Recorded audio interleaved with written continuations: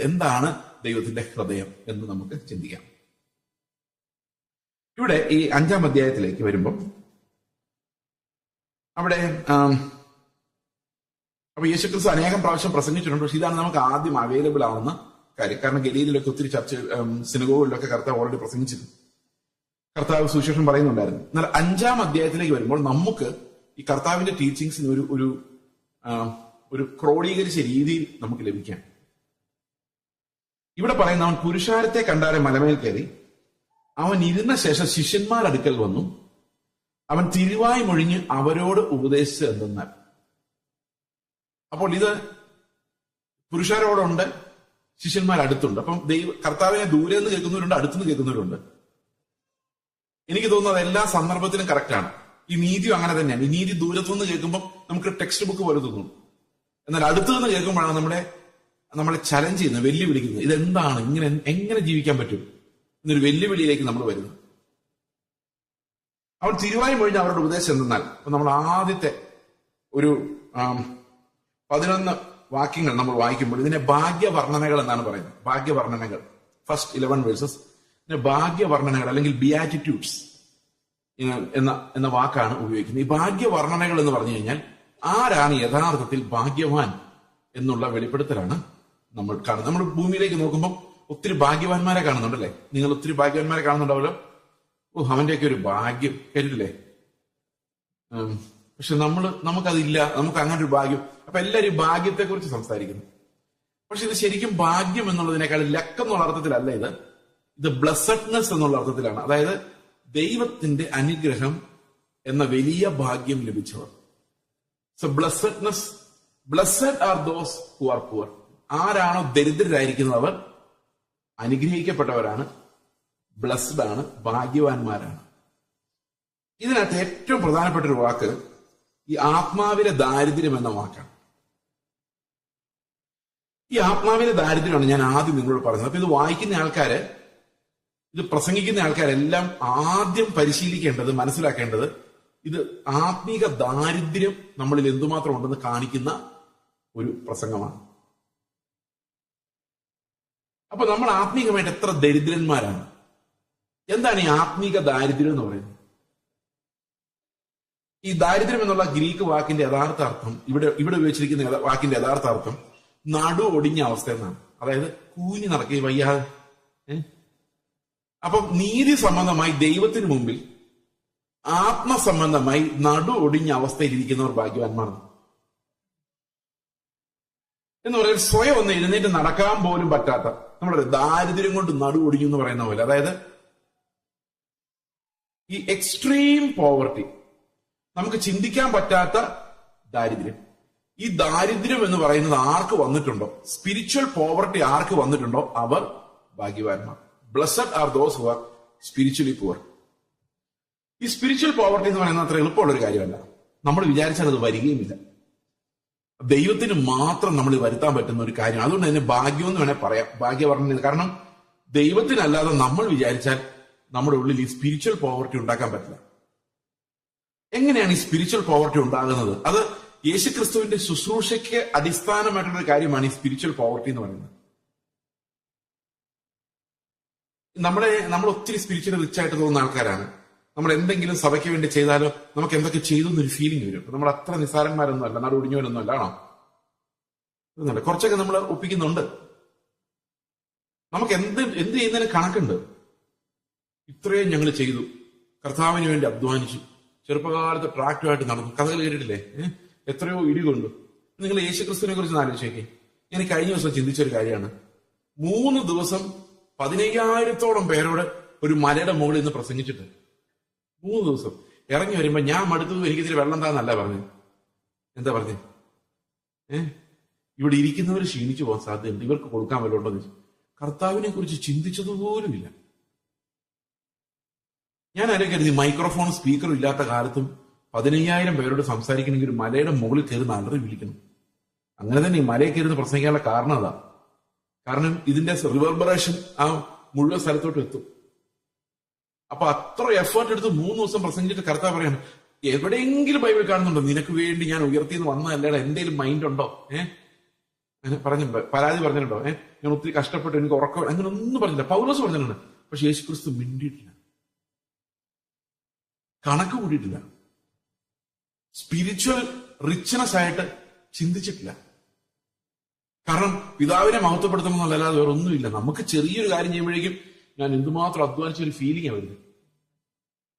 അതിനല്ല മറ്റുള്ളവർ അത്ര ആരാധിക്കുന്ന ആളല്ലാന്ന് അത്രയും വർക്ക് ചെയ്യുന്ന ആളല്ലാന്ന് കണ്ടു കഴിഞ്ഞാൽ ഇങ്ങനെ നടന്നോ, അധ്വാനിക്കാൻ ഞങ്ങളൊക്കെ ഉള്ളൂ. ഉടനെ വരും ഇതിന്റെ കണക്ക് നമ്മുടെ ഹൃദയത്തിൽ ഇങ്ങനെ മടക്കായിട്ട് നമ്മൾ ചെയ്ത കാര്യങ്ങളുടെ കണക്ക് വരും. സ്പിരിച്വലി പോറാവാൻ വലിയ പാടാ. നമ്മള് കർത്താവിന് വേണ്ടി ആ വൈബ്രേഷൻ ഉണ്ട്. വില കൊടുത്തവര് അല്ലെ, എന്ത് വില കൊടുത്തു? ഒന്നും കൊടുക്കാൻ നമ്മളെ കൊണ്ട് പറ്റി. നമ്മൾ വിചാരിക്കും നമ്മൾ കർത്താവിന് വേണ്ടി എന്തൊക്കെ ചെയ്തു. ഈ പരീക്ഷന്മാർക്ക് അങ്ങനെ ഒരു പ്രോബ്ലം ഉണ്ടായിരുന്നു. അവര് സ്പിരിച്വലി റിച്ച് ആയിരുന്നു. അവർക്ക് ഒരിക്കലും കർത്താവിനെ അനുഭവിക്കാൻ പറ്റില്ല. ഈ സ്പിരിച്വൽ പോവർട്ടി ഉണ്ടാകുന്നതിന്റെ പഴയ നിയമത്തിൽ അനേക എക്സാമ്പിൾസ് ഉണ്ട്. പഴയ നിയമം നമ്മൾ എപ്പോഴും പുതിയ നിയമത്തിന്റെ വെളിച്ചത്തിൽ വായിക്കുമ്പം വേറൊരർത്ഥത്തിലാണ് പഴയ നിയമം മുഴുവൻ നമുക്ക് വെളിപ്പെട്ട് വരുന്നത്. ഉദാഹരണത്തിന് യെശയ്യാവിന്റെ പ്രവചന പുസ്തകം നമ്മൾ നോക്കിക്കഴിഞ്ഞാൽ അവിടെ 6-ാം അധ്യായത്തിൽ നമുക്ക് എല്ലാവർക്കും അറിയാവുന്ന ഒരു ഭാഗമാണ്. ഈ സ്പിരിച്വൽ പോവർട്ടിക്ക് എക്സ്പ്ലെയിൻ ചെയ്യാൻ പറ്റിയ ഒരു ഭാഗമാണ്. 6-ാം അധ്യായത്തില് യെശയ്യാവ് ഉസിയാ രാജാവ് മരിച്ച ആണ്ടിൽ കർത്താവ് ഉയർന്നും പൊങ്ങിയുമുള്ള സിംഹാസനത്തിൽ ഇരിക്കുന്നത് ഞാൻ കണ്ടു. അപ്പോൾ പെട്ടെന്നൊരു കാഴ്ചയിലേക്ക് യെശയ്യാവ് പോവാണ്. അവന്റെ വസ്ത്രത്തിന്റെ വിളിമ്പുകൾ മന്ദിരത്തെ നിറച്ചിരുന്നു. സാറാഫുകൾ അവന് ചുറ്റും നിന്ന് ഓരോരുത്തരും 6 ചിറകുണ്ടായിരുന്നു. നിങ്ങൾക്കറിയാം, മുഴുവൻ വായിക്കേണ്ട കാര്യമില്ല. 3-ാം വാക്യത്തിൽ പറഞ്ഞു, അത് വായിക്കാം. ഓരോരുത്തരും 6 ചിറകുണ്ടായിരുന്നു. 2 കൊണ്ട് അവർ മുഖം മൂടി, 2 കൊണ്ട് കാൽ മൂടി, 2 കൊണ്ട് പറന്നു. ഒരുത്തനോടൊരുത്തൻ സൈന്യങ്ങളുടെ യഹോവ പരിശുദ്ധൻ പരിശുദ്ധൻ പരിശുദ്ധൻ, സർവ്വഭൂമിയും അവന്റെ മഹത്വം കൊണ്ട് നിറഞ്ഞിരിക്കുന്നുവെന്ന് ആർത്തു പറഞ്ഞു. അവർ ആർക്കുന്ന ശബ്ദത്താൽ ഉന്മരപ്പടികളുടെ അടിസ്ഥാനങ്ങൾ കുലുങ്ങി ആലയം പുക കൊണ്ട് നിന്നു. അപ്പൊ ഇവിടെ സംഭവിക്കുന്നത് എന്താന്ന് വെച്ച് കഴിഞ്ഞാല്, നമ്മൾ വിചാരിക്കുന്നത് ഈ സാറാപ്പുകൾ ദൈവത്തെ ആരാധിക്കുമെന്ന്. ശരിക്കും പറഞ്ഞാൽ അങ്ങനെ ആണെന്നോ അല്ലെന്നും പറയാം. കാരണം ഈ സാറാപ്പുകൾ ദൈവത്തോടൊന്നും പറയുന്നില്ല. ഉണ്ടോ? ഇവർ ദൈവത്തോടല്ല പറയുന്നത്, ഒരുവൻ വേറൊരുവനോടാ പറയുന്നത്. ഒരു ദൂതൻ വേറൊരു ദൂതനോടാ പറയുന്നത്. എന്തായിരിക്കും പറയുന്നത്? സൈന്യങ്ങളുടെ ദൈവമായ യഹോവ പരിശുദ്ധൻ പരിശുദ്ധൻ പരിശുദ്ധൻ. ഇവരെന്തിനാ ഇത് മൂടി വെച്ചിരിക്കുന്നത്? കണ്ണു മൂടിയേക്കുന്നത്? അവർക്ക് ആ പരിശുദ്ധിയിലേക്ക് നോക്കാൻ പറ്റുന്നില്ല. എന്തിനാ കാല് മൂടി വെച്ചിരിക്കുന്നത്? അവർ ഒരു തെറ്റും ചെയ്തിട്ടില്ലെങ്കിലും അവർക്ക് ആ ദൈവത്തിന്റെ മുന്നിലേക്ക് വരുമ്പം ഇമ്പ്യൂർ ആയിട്ട് തോന്നുക. ദൂതന്മാർ ഒരു തെറ്റും ചെയ്യാതിരിക്കുമ്പോൾ തന്നെ ദൈവത്തിന് മുമ്പിലേക്ക് വരുമ്പം ഈ ദൈവത്തെ നോക്കാനുള്ള പരിശുദ്ധിയോ കാല് കാണിക്കാൻ, അതായത് നമ്മുടെ നടപ്പ്, ഈ ദൂതന്മാർ എന്ത് ചെയ്തിട്ടാ? പാവങ്ങൾ ഒന്നും ചെയ്തിട്ടില്ല, ഒരു തെറ്റും ചെയ്തു. പക്ഷെ അവർക്ക് ഈ ദൈവത്തിന്റെ മുന്നിലേക്ക് വരുമ്പോൾ ഒരു ഇമ്പ്യൂർ ആണ് ഞാനെന്നൊരു ഫീലിംഗ് ഉള്ളിലേക്ക് വരുക. നിലത്ത് നിൽക്കാൻ അവർക്ക് പറ്റുന്നില്ല. അവരുടെ വെപ്രാളമാണ് ശരിക്കും കാണിക്കുന്നത്. ആ വെപ്രാളത്തിന്റെ ശബ്ദം കേൾക്കുമ്പോൾ യെശയ്യാവിന്റെ മനസ്സിലൂടെ പോകുന്നത് എന്നറിയോ? ഇത്രയും വിശുദ്ധരായ ദൂതന്മാർ ദൈവത്തെ നോക്കാനും അവന്റെ മുഖത്ത് നോക്കി നീ പരിശുദ്ധത്ത് പറയാൻ പോലും പേടിച്ചിട്ട് ഇവര് മുഖം മൂടി അങ്ങോട്ടും ഇങ്ങോട്ടും വിസ്പർ ചെയ്തുകൊണ്ടിരിക്കുമ്പം ഞാൻ വിശുദ്ധനാണെന്ന് വിചാരിച്ച് നാട്ടുകാരെ മുഴുവൻ ചീത്ത പറഞ്ഞുകൊണ്ടിരിക്കുന്നു. എന്റെ ഈ കണ്ണ് സൈന്യങ്ങളുടെ ദൈവമായ കർത്താവിനെ കണ്ടുപോയല്ലോ. അപ്പോ പെട്ടെന്ന് ഈ ഒന്നുമല്ലായ്മ എങ്ങോട്ട് വരുക? യെശയ്യാവിന്റെ ഉള്ളിലേക്ക് വരുക. ഒരു വെപ്രാളം, അയ്യോ ഒന്നുമല്ലാത്തൊരവസ്ഥയിൽ. ചില സമയത്ത് നമുക്ക് നമ്മളെ തന്നെ മറന്നു പോകുന്ന ഒരു രീതിയിൽ ഒരു വലിയ ഓസംനെസ്സിനകത്തോട്ട് ചെന്നങ്ങ് ചാടി യെശയ്യാവ്. ആ കാഴ്ച കണ്ടതോടെ യെശയ്യാവ് മാറിപ്പോയി. യെശയ്യാവ് മാറിപ്പോയത് മാത്രമല്ല, യെശയ്യാവിന്റെ ദൗത്യം തന്നെ മാറിപ്പോയി. അവിടെ വെച്ച് അപ്പോൾ സാറാഫുകൾ ഒരുത്തൻ യാഗപീഠത്തിൽ നിന്ന് കൊടിൽ കൊണ്ടൊരു തീക്കനെടുത്ത് കയ്യിൽ പിടിച്ചുകൊണ്ട് എന്റെ അടുക്കൽ പറഞ്ഞു വന്നു. അത് എന്റെ വായ്ക്ക് തൊഴിച്ചു. ഇതാ, ഇത് നിന്റെ അധരങ്ങളെ തൊട്ടതിനാൽ നിന്റെ അകൃത്യം നീങ്ങി നിന്റെ പാപത്തിന് പരിഹാരം വന്നിരിക്കുന്നു പറഞ്ഞു. ഈ പ്രസംഗകന്റെ അവസ്ഥയാണ് ഞാൻ പറഞ്ഞു. അതായത് നമ്മുടെ 1-ാം അധ്യായമൊക്കെ വായിക്കുമ്പോ എന്തോ അയ്യോ കഷ്ടം കഷ്ടം തന്നെ പ്രവചിക്കുന്നു അല്ലെ. കാളവന്റെ ഉടയവനെ കഴുതന്റെ യജമാനെയൊക്കെ അറിയുന്നു, എന്നാൽ എന്റെ ജനം അറിയുന്നില്ല. എന്തൊക്കെ വഴക്ക പറയുന്നത്. ഓക്കെ, അപ്പോൾ ഈ 6-ാം അധ്യായത്തിലേക്ക് വന്നു കഴിഞ്ഞപ്പോഴേക്കും അദ്ദേഹം ഒരു കാര്യം മനസ്സിലാക്കുകയാണ്. ഈ പ്രസംഗിക്കാൻ സ്റ്റേജിൽ നിൽക്കുന്നവർക്ക് സാധാരണഗതിയിൽ ഒരു അഹങ്കാരമുണ്ട്. അവരുടെ ചിന്ത മുമ്പിൽ ഇരിക്കുന്നവർക്കെല്ലാം കുറെ പ്രശ്നങ്ങളുണ്ട്, അതിന്റെ എല്ലാം പരിഹാരം എന്റെ കയ്യിലുണ്ട്, ഇതാ നിങ്ങൾ കേട്ടോ. ഇങ്ങനൊരു ഫീലിംഗിലായി മുമ്പിൽ നിൽക്കുന്ന ആൾക്കാർ. പക്ഷെ ഇപ്പോഴാണ് യെശയ്യാവിന് മനസ്സിലായത് അവർക്കുള്ള അതേ പ്രോബ്ലം തന്നെയാണ് എനിക്കും ഉള്ളത്. അല്ലെ? അങ്ങനെയല്ലേ? അയ്യോ ഞാൻ നശിച്ചു, ഞാൻ ശുദ്ധിയില്ലാത്ത അതരങ്ങളുള്ള ഒരു മനുഷ്യൻ, ശുദ്ധിയില്ലാത്ത അതരങ്ങളുള്ള ജനത്തിന്റെ നടുവിൽ വസിക്കുന്നു. അവരും എനിക്കും തമ്മിൽ യാതൊരു ഡിഫറൻസും ഇല്ല. ചീത്ത പറയുന്നവനും ചീത്ത കേൾക്കുന്നവനും തമ്മിൽ യാതൊരു ഡിഫറൻസും ഇല്ല. ഇതാണ് ദാരിദ്ര്യം എന്ന് പറയുന്നത്. ഇനി ഒന്നും ദൈവത്തിന് മുമ്പിൽ അവകാശപ്പെടാനില്ല. പാപിയായിട്ടും അകൃത്യം ചെയ്തവനായിട്ടും യെശയ്യാവ് എന്ന വലിയ പ്രവാചകൻ പോയി ദൈവത്തിന് മുമ്പിൽ നിൽക്കുകയാണ്. അപ്പൊ അതിന്റെ ദൂതൻ എന്താ പറയുന്നത്? ഇതാ സാറാപ്പോട് ഇതാ ഇത് നിന്റെ അതരങ്ങളെ തൊട്ടതിനാൽ നിന്റെ അകൃത്യം നീങ്ങി നിന്റെ പാപത്തിന് പരിഹാരം വന്നിരിക്കുന്നു എന്ന് പറഞ്ഞു. അപ്പോഴാണ് ഒരു ശബ്ദം കേൾക്കുന്നത്, ഞാൻ ആരെ അയക്കേണ്ടു ആർ എനിക്കായി പോകും. ഇനി നമ്മൾ ഒരു സീൻ മാറുകയാണ്. ഈ ഉസിയ രാജാവ് മരിച്ച ആണ്ടിലെ സിംഹാസനത്തിൽ ഇരിക്കുന്നത് ആരായിരുന്നു? പിതാവാണോ പുത്രനാണോ?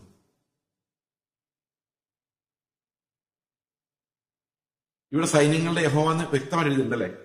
പക്ഷെ പിതാവാണോ പുത്രനാണോ? യോഹന്നാൻ പറയുന്ന പുത്രനാണ്. യോഹന്നാന്റെ സുവിശേഷം 12-ാം അധ്യായത്തിന്റെ 37-ാം വാക്യം വായിച്ച്.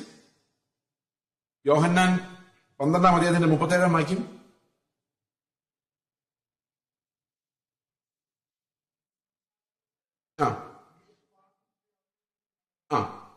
അവർക്കാണെങ്കിൽ അവൻ ഇത്ര വളരെ അടയാളങ്ങൾ ചെയ്തിട്ടും അവർ അവനിൽ വിശ്വസിച്ചില്ല. അപ്പൊ യോഹന്നാൻ പറയുകയാണ്, അത് ഇൻവേർട്ടഡ് കോമയിൽ ഇട്ടിരിക്കുകയാണ്, കർത്താവെ ഞങ്ങൾ കേൾപ്പിച്ചത് ആർ വിശ്വസിച്ചിരിക്കുന്നു? കർത്താവിന്റെ ഭുജം ആർക്ക് വെളിപ്പെട്ടിരിക്കുന്നു? യെശയ്യാ പ്രവാചകൻ പറഞ്ഞ വചനം നിവൃത്തിയാകുവാൻ ഇടവന്നു. അപ്പൊ ഇത് എത്ര അധ്യായത്തിലാണ് അതുള്ളത്? ഞങ്ങൾ പറഞ്ഞത് ആർ വിശ്വസിച്ചിരിക്കുന്നു. എത്ര അധ്യായം? 53-ാം അധ്യായം. ഇതിന്റെ തുടക്കം അങ്ങനെയാണ്. ഇതൊക്കെ അറിയാലോ അല്ലേ? അതിന്റെ കാരണം യെശയ്യാവ് വേറെ ഒരിടത്ത് പറയുന്നത്, അത് 6-ാം അധ്യായം. അവിടെ എന്താ പറയുന്നത്? അവർ കണ്ണുകൊണ്ട് കാണുകയോ ഹൃദയം കൊണ്ട് ഗ്രഹിക്കുകയോ മനം തിരികയോ താൻ അവരെ സൗഖ്യമാക്കി ചെയ്യാതിരിക്കേണ്ടതിന് അവരുടെ കണ്ണ് അവൻ കുരുടാക്കി ഹൃദയം ഫലിപ്പിച്ചിരിക്കുന്നു. അപ്പൊ യെശയ്യാവിനോട് ഈ മെസ്സേജ് കൊടുക്കുമ്പോഴേ ദൂതൻ പറയുന്നുണ്ട് അവരുടെ കണ്ണ് കുരുട. ഈ മെസ്സേജ് കേൾക്കുമ്പോഴേക്ക് എന്ത് സംഭവിക്കും? ആർക്കും ഒന്നും പിടികിട്ടില്ല. കുറെ ആൾക്കാരുടെ കുരുടത്വം വരും. അപ്പൊ യെശയ്യാവയ്ക്ക് എത്ര നാൾ അത് ഒന്നും അവശേഷിക്കാതെ എല്ലാം നശിക്കുന്നവരെ, അതിനൊരു റെമനന്റ് മാത്രമേ രക്ഷപ്പെടുള്ളൂ. ഞാൻ അടുത്ത വാക്യം നോക്കി, 12 യോഹന്നാൻ 12:41. യെശയ്യാവ് അവന്റെ തേജസ് കണ്ട് അവനെക്കുറിച്ച് സംസാരിച്ചുകൊണ്ടാവുന്നു എന്ന് പറഞ്ഞത്. അപ്പൊ ആരെക്കുറിച്ചാ പറയുന്നത്? ആരെക്കുറിച്ചാ? അപ്പൊ യോഹന്നാൻ കാണുന്ന 2 കാഴ്ചകളാണ്. ഒന്ന്, ദൂതന്മാർ പോലും നോക്കാൻ ഭയപ്പെടുന്ന പുത്രന്റെ തേജസ്. 53-ാം അധ്യായത്തിലേക്ക് വരുമ്പോൾ കണ്ടാൽ ആളല്ലെന്ന് തോന്നുമാറ് തകർക്കപ്പെട്ട മരുഭൂമിയിലൂടെ രൂപഗുണമില്ലാതെ നമ്മുടെ അകൃത്യങ്ങളും വഹിച്ചുകൊണ്ട് നടക്കുന്ന ഒരു ദാസനായിട്ടും ഒരൊറ്റ ആളെയാണ് കാണുന്നത്.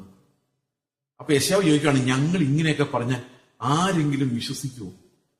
ഇത്രയും വലിയ കർത്താവ്, തേജസിന്റെ കർത്താവ്, ഇങ്ങനെ ഒന്നുമില്ലാത്തവനായി മണ്ണിൽ. നിങ്ങൾ ആലോചിക്കുക, യോഹന്നാൻ എങ്ങനെ യെശയ്യാവിന്റെ പ്രവചനത്തെ വ്യാഖ്യാനിച്ചത് ഇത്ര കറക്റ്റായിട്ട്?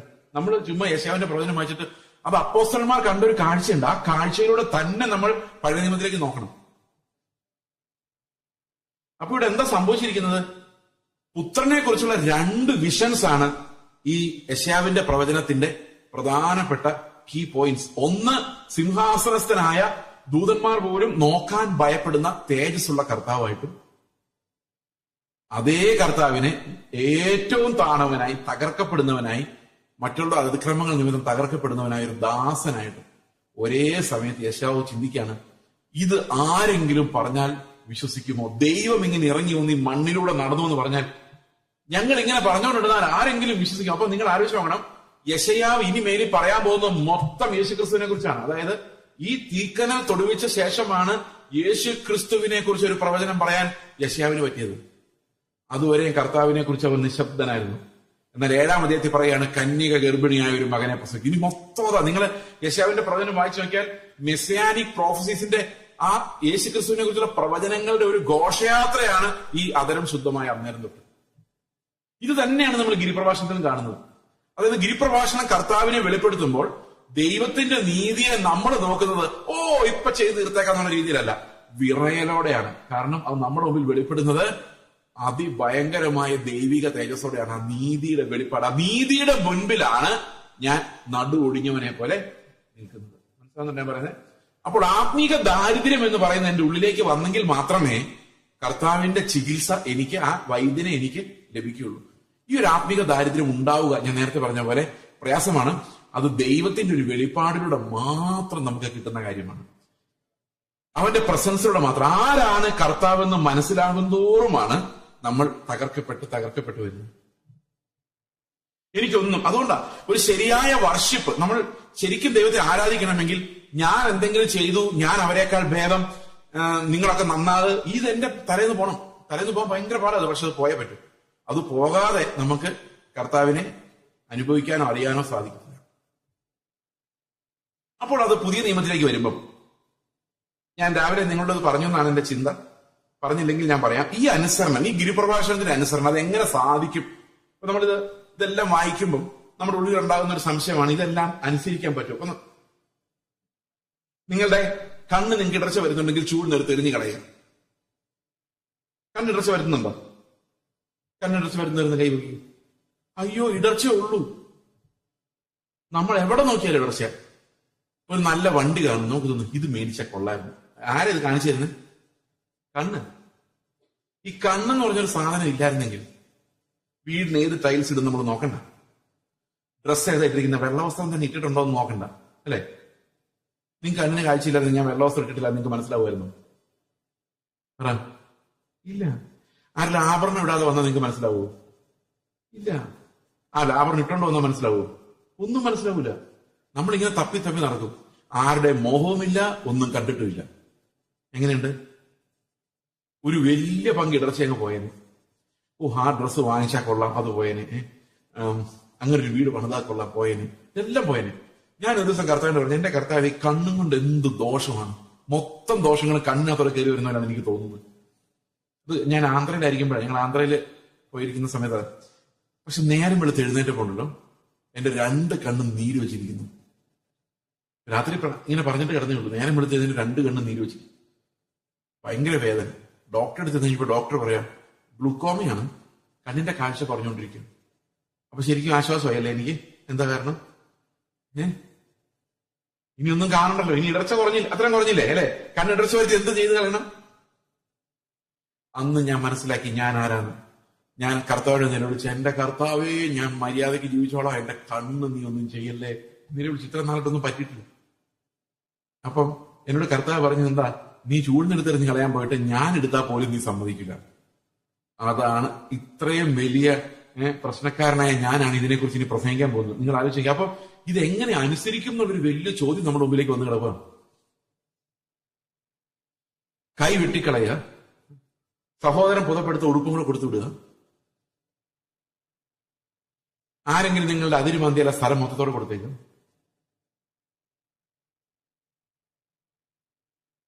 നിങ്ങളുടെ വീട്ടിലാണെങ്കിൽ ഒരു വീട് എനിക്ക് എന്നേക്കാൻ പറഞ്ഞാൽ കൊടുത്തേക്കും. എത്ര പേർക്ക് അനുസരിക്കാൻ താല്പര്യമുണ്ട്? ഭയങ്കര പ്രശ്നമാണ്. അപ്പൊ ഇതെങ്ങനെ ഇതിനകത്തോട്ട് നമ്മൾ കയറും? നിങ്ങൾക്ക് ധൈര്യം ഉണ്ടോ കയറാൻ? ഞാനുള്ള സത്യം പറയട്ടെ, എനിക്ക് 19 വയസ്സായി. 19 50 വയസ്സായി. ഇന്നേ വരെ ഈ ഗിരിപ്രഭാഷണത്തിൽ ഒരു കൽപ്പന പോലും അനുസരിച്ച് ഒരാളെ പോലും ഞാൻ കണ്ടില്ല.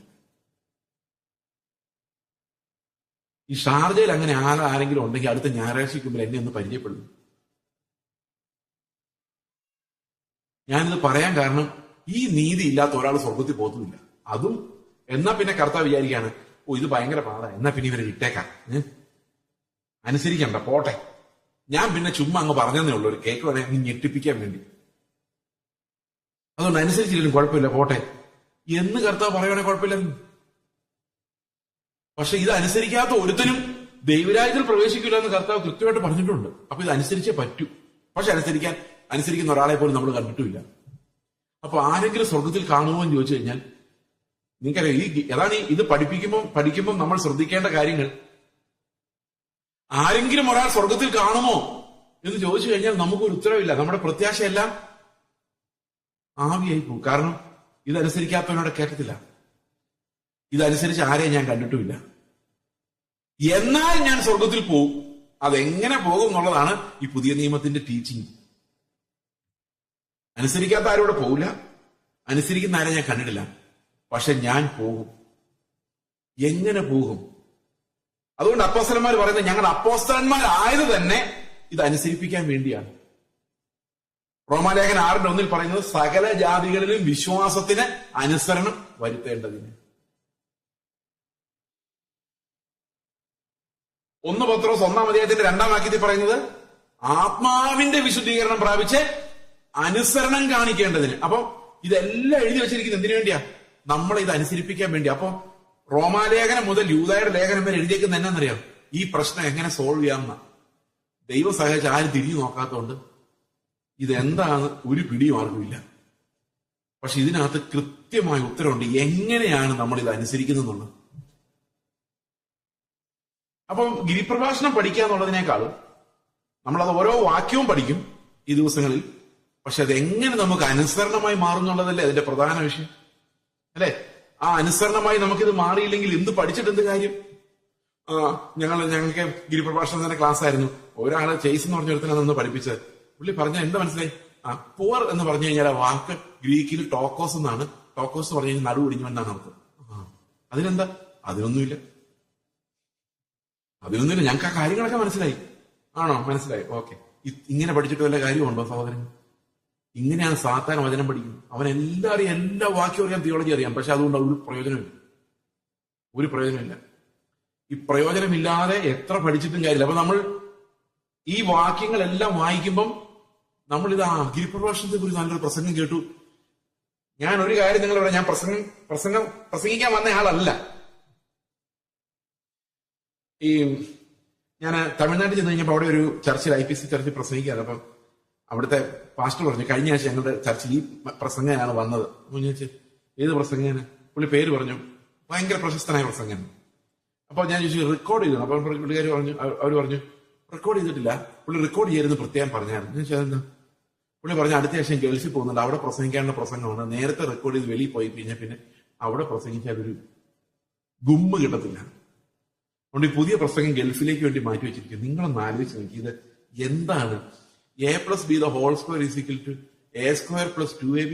രാവിലെ വേറൊരു സാധനം ഞാൻ ചോദിച്ചായിരുന്നല്ലേ, A+B the whole cube is equal to, അത് പറഞ്ഞേക്കാം, A+B the whole cube is equal to A³ + 3 A²B + 3 AB² + B³ എന്ന് ഞാൻ ഇന്ന് ഓർത്തിരിക്കാനുള്ള കാരണം അന്ന് 10ാം ക്ലാസ്സിൽ പഠിപ്പിച്ച സാറ് തിരിച്ചും തിരിച്ചും ഒരേ കാര്യം തന്നെ ആ ക്ലാസ്സിലെ പുറകിലത്തെ ബെഞ്ചിൽ ഇരിക്കുന്നവനെ ഒരു മനസ്സിലാക്കാൻ വേണ്ടി പഠിപ്പിച്ചുകൊണ്ടാണ് അതിങ്ങനെ മനസ്സിൽ നിന്ന് വെള്ളം പോലെ വരുന്നത്. ആ സാറ് പറയാ ഒരു പ്രസംഗം ഒരിടത്തെ പ്രസംഗിക്കുള്ളൂ, രണ്ടാമത് പ്രസംഗിക്കില്ല എന്ന് പറഞ്ഞായിരുന്നെങ്കിൽ നമ്മളെല്ലാം വെള്ളം കുടിച്ചേനെ. അപ്പൊ ശരിക്കും നല്ലൊരു പ്രസംഗം പ്രസംഗിക്കുക എന്നുള്ളതല്ല, നിങ്ങൾ എല്ലാവരും ഈ അനുസരണത്തിലേക്ക് എത്തുക എന്നുള്ളതാണ് ഏതൊരു അപ്പോസ്തലിക ഉപദേശത്തിന്റെ ഉദ്ദേശം. അതിനൊരു കാര്യം ചിലപ്പോൾ 10 പ്രാവശ്യം പറഞ്ഞുകൊണ്ട് വരും. കാരണം അവരുടെ പുറകെ എന്ന് പറയണേ മനസ്സിലായില്ല പക്ഷെ വീണ്ടും അത് പറയും. കാരണം എന്താണെന്ന് വെച്ച് കഴിഞ്ഞാൽ നമ്മളിത് ഒരു പ്രസംഗം 7 ദിവസം കേട്ടിട്ട് ഒരു പ്രയോജനമില്ല. ഞങ്ങൾ ബൈബിൾ സ്റ്റഡി നടത്തി കേട്ടോ എന്ന് പറയുന്നത് എന്ത് പ്രയോജനം? We need to see how we can obey it. ആ ഒബീഡിയൻസ് ആയിട്ട് വരുന്നത് എങ്ങനെയാണ് നമ്മൾ അറിയണം. ഈ അപ്പോസ്തലിക ശുശ്രൂഷകളുടെ തന്നെ കാരണം എന്തിനാണ് ദൈവം അപ്പോസ്തലന്മാരെയും പ്രവാചകന്മാരെയും ഇടയന്മാരെയും അപ്പോസ്തലം ഇവരെയൊക്കെ നിയമിച്ചെന്നറിയോ? നമ്മളെല്ലാം ഇതിന്റെ അനുസരണത്തിലേക്കും ക്രിസ്തുവിന്റെ തികഞ്ഞ പുരുഷത്വത്തിലേക്കും വരാൻ വേണ്ടിയാണ്. വേറെ ഒരു ഉദ്ദേശമില്ല. കൃപാവരങ്ങൾ നമുക്ക് നൽകിയതും ഇതിന്റെ അനുസരണത്തിലേക്ക് വരാൻ വേണ്ടിയാണ്. അപ്പം നമ്മൾ മനസ്സിലാക്കണം, നമ്മളെപ്പോലെ പാപികളും ദരിദ്രരും ആത്മീകമായി ഒന്നും ചെയ്യാൻ കഴിവില്ലാതെ ഇൻകപ്പാസിറ്റേറ്റഡ് ആയിട്ടുള്ള നമ്മള് ഇത് അനുസരിക്കുന്നവരായി മാറണമെങ്കിൽ വലിയൊരു പണി നമ്മുടെ അകത്ത് നടക്കണം. അത് നടക്കാതെ നമുക്ക് ഇത് അനുസരിക്കുന്നവരായി മാറാൻ സാധിക്കത്തില്ല. ഈ ഗിരിപ്രഭാഷണം എന്റെ പോക്കറ്റിൽ ഇരിക്കുന്ന നീതിയാന്നുള്ള രീതിയിലെടുത്ത് കൈകാര്യം ചെയ്യാൻ പറ്റില്ല. അത് വിശ്വാസത്താൽ മാത്രം സമീപിക്കാൻ പറ്റുന്ന, റെവറൻസോടുകൂടി മാത്രം സമീപിക്കാൻ പറ്റുന്ന ക്രിസ്തുവിന്റെ നീതിയാണ് ഈ ന്യൂ ടെസ്റ്റ്മെന്റിൽ വെളിപ്പെട്ട് വരുന്നത്.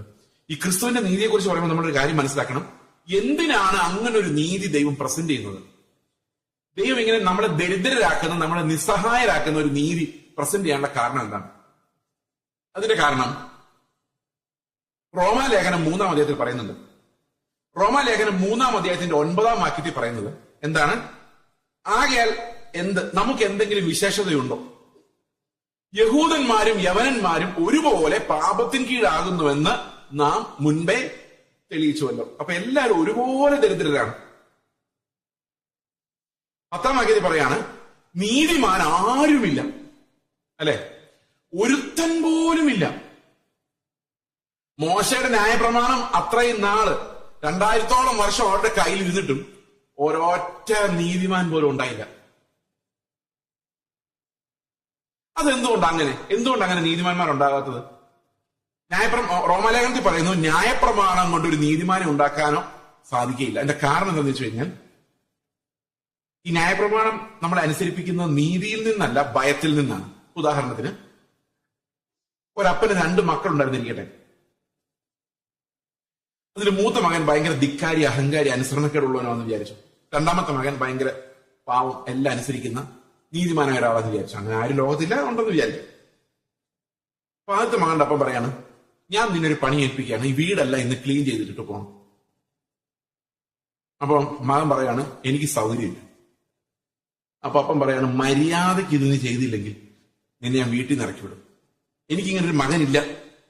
ഞാൻ പറയുന്ന ഒന്നും അനുസരിക്കാത്തൊരു മകൻ എനിക്ക് എന്തിനാണ്? അപ്പം പോയി കഴിഞ്ഞപ്പോ ഞാൻ ആലോചിക്കുക, വിതയ്ക്കാത്തർന്ന് കൊയ്യുകയും വിതറാത്തർന്ന് ചേർക്കുകയും ചെയ്യുന്ന ദുഷ്ണായ എന്റെ അപ്പൻ എന്നെ ഇറക്കി വിടാനുള്ള എല്ലാ സാധ്യതയുണ്ട്. എന്തെങ്കിലും ചെയ്ത അടിച്ചു വാരിയേക്കാം. ഈവൻ അതെല്ലാം അടിച്ചു വാരി. എന്തുകൊണ്ട് അടിച്ചു വാരിയത്? ഈ രണ്ടാമത്തെ ചൂല് കൊണ്ട്, അതല്ല, എന്ത് കാരണത്താലാണ് അടിച്ചു വാരിയത്? അപ്പൻ ഇറക്കി വിടുന്ന് പേടിച്ചിട്ടാ. കാരണം അവൻ തന്നെത്താൻ സന്ധാരണം ചെയ്യാനുള്ള പ്രായമായിട്ടില്ല, ധിക്കാരം മാത്രമേ ഉള്ളൂ, കൈയൊന്നുമില്ല.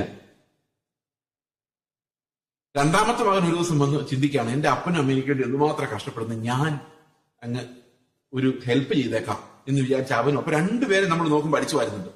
ഇതിലാരാ നീതിമാൻ? നീതിമാൻ ആരാ? പേടിച്ചനുസരിച്ചവനാണോ അതോ സ്നേഹത്തിനനുസരിച്ചവനാണോ നീതിമാൻ? അപ്പൊ നീതിമാനെ ഉണ്ടാക്കണമെങ്കിൽ നിയമം മതിയോ അതോ ഹൃദയം മാറണോ?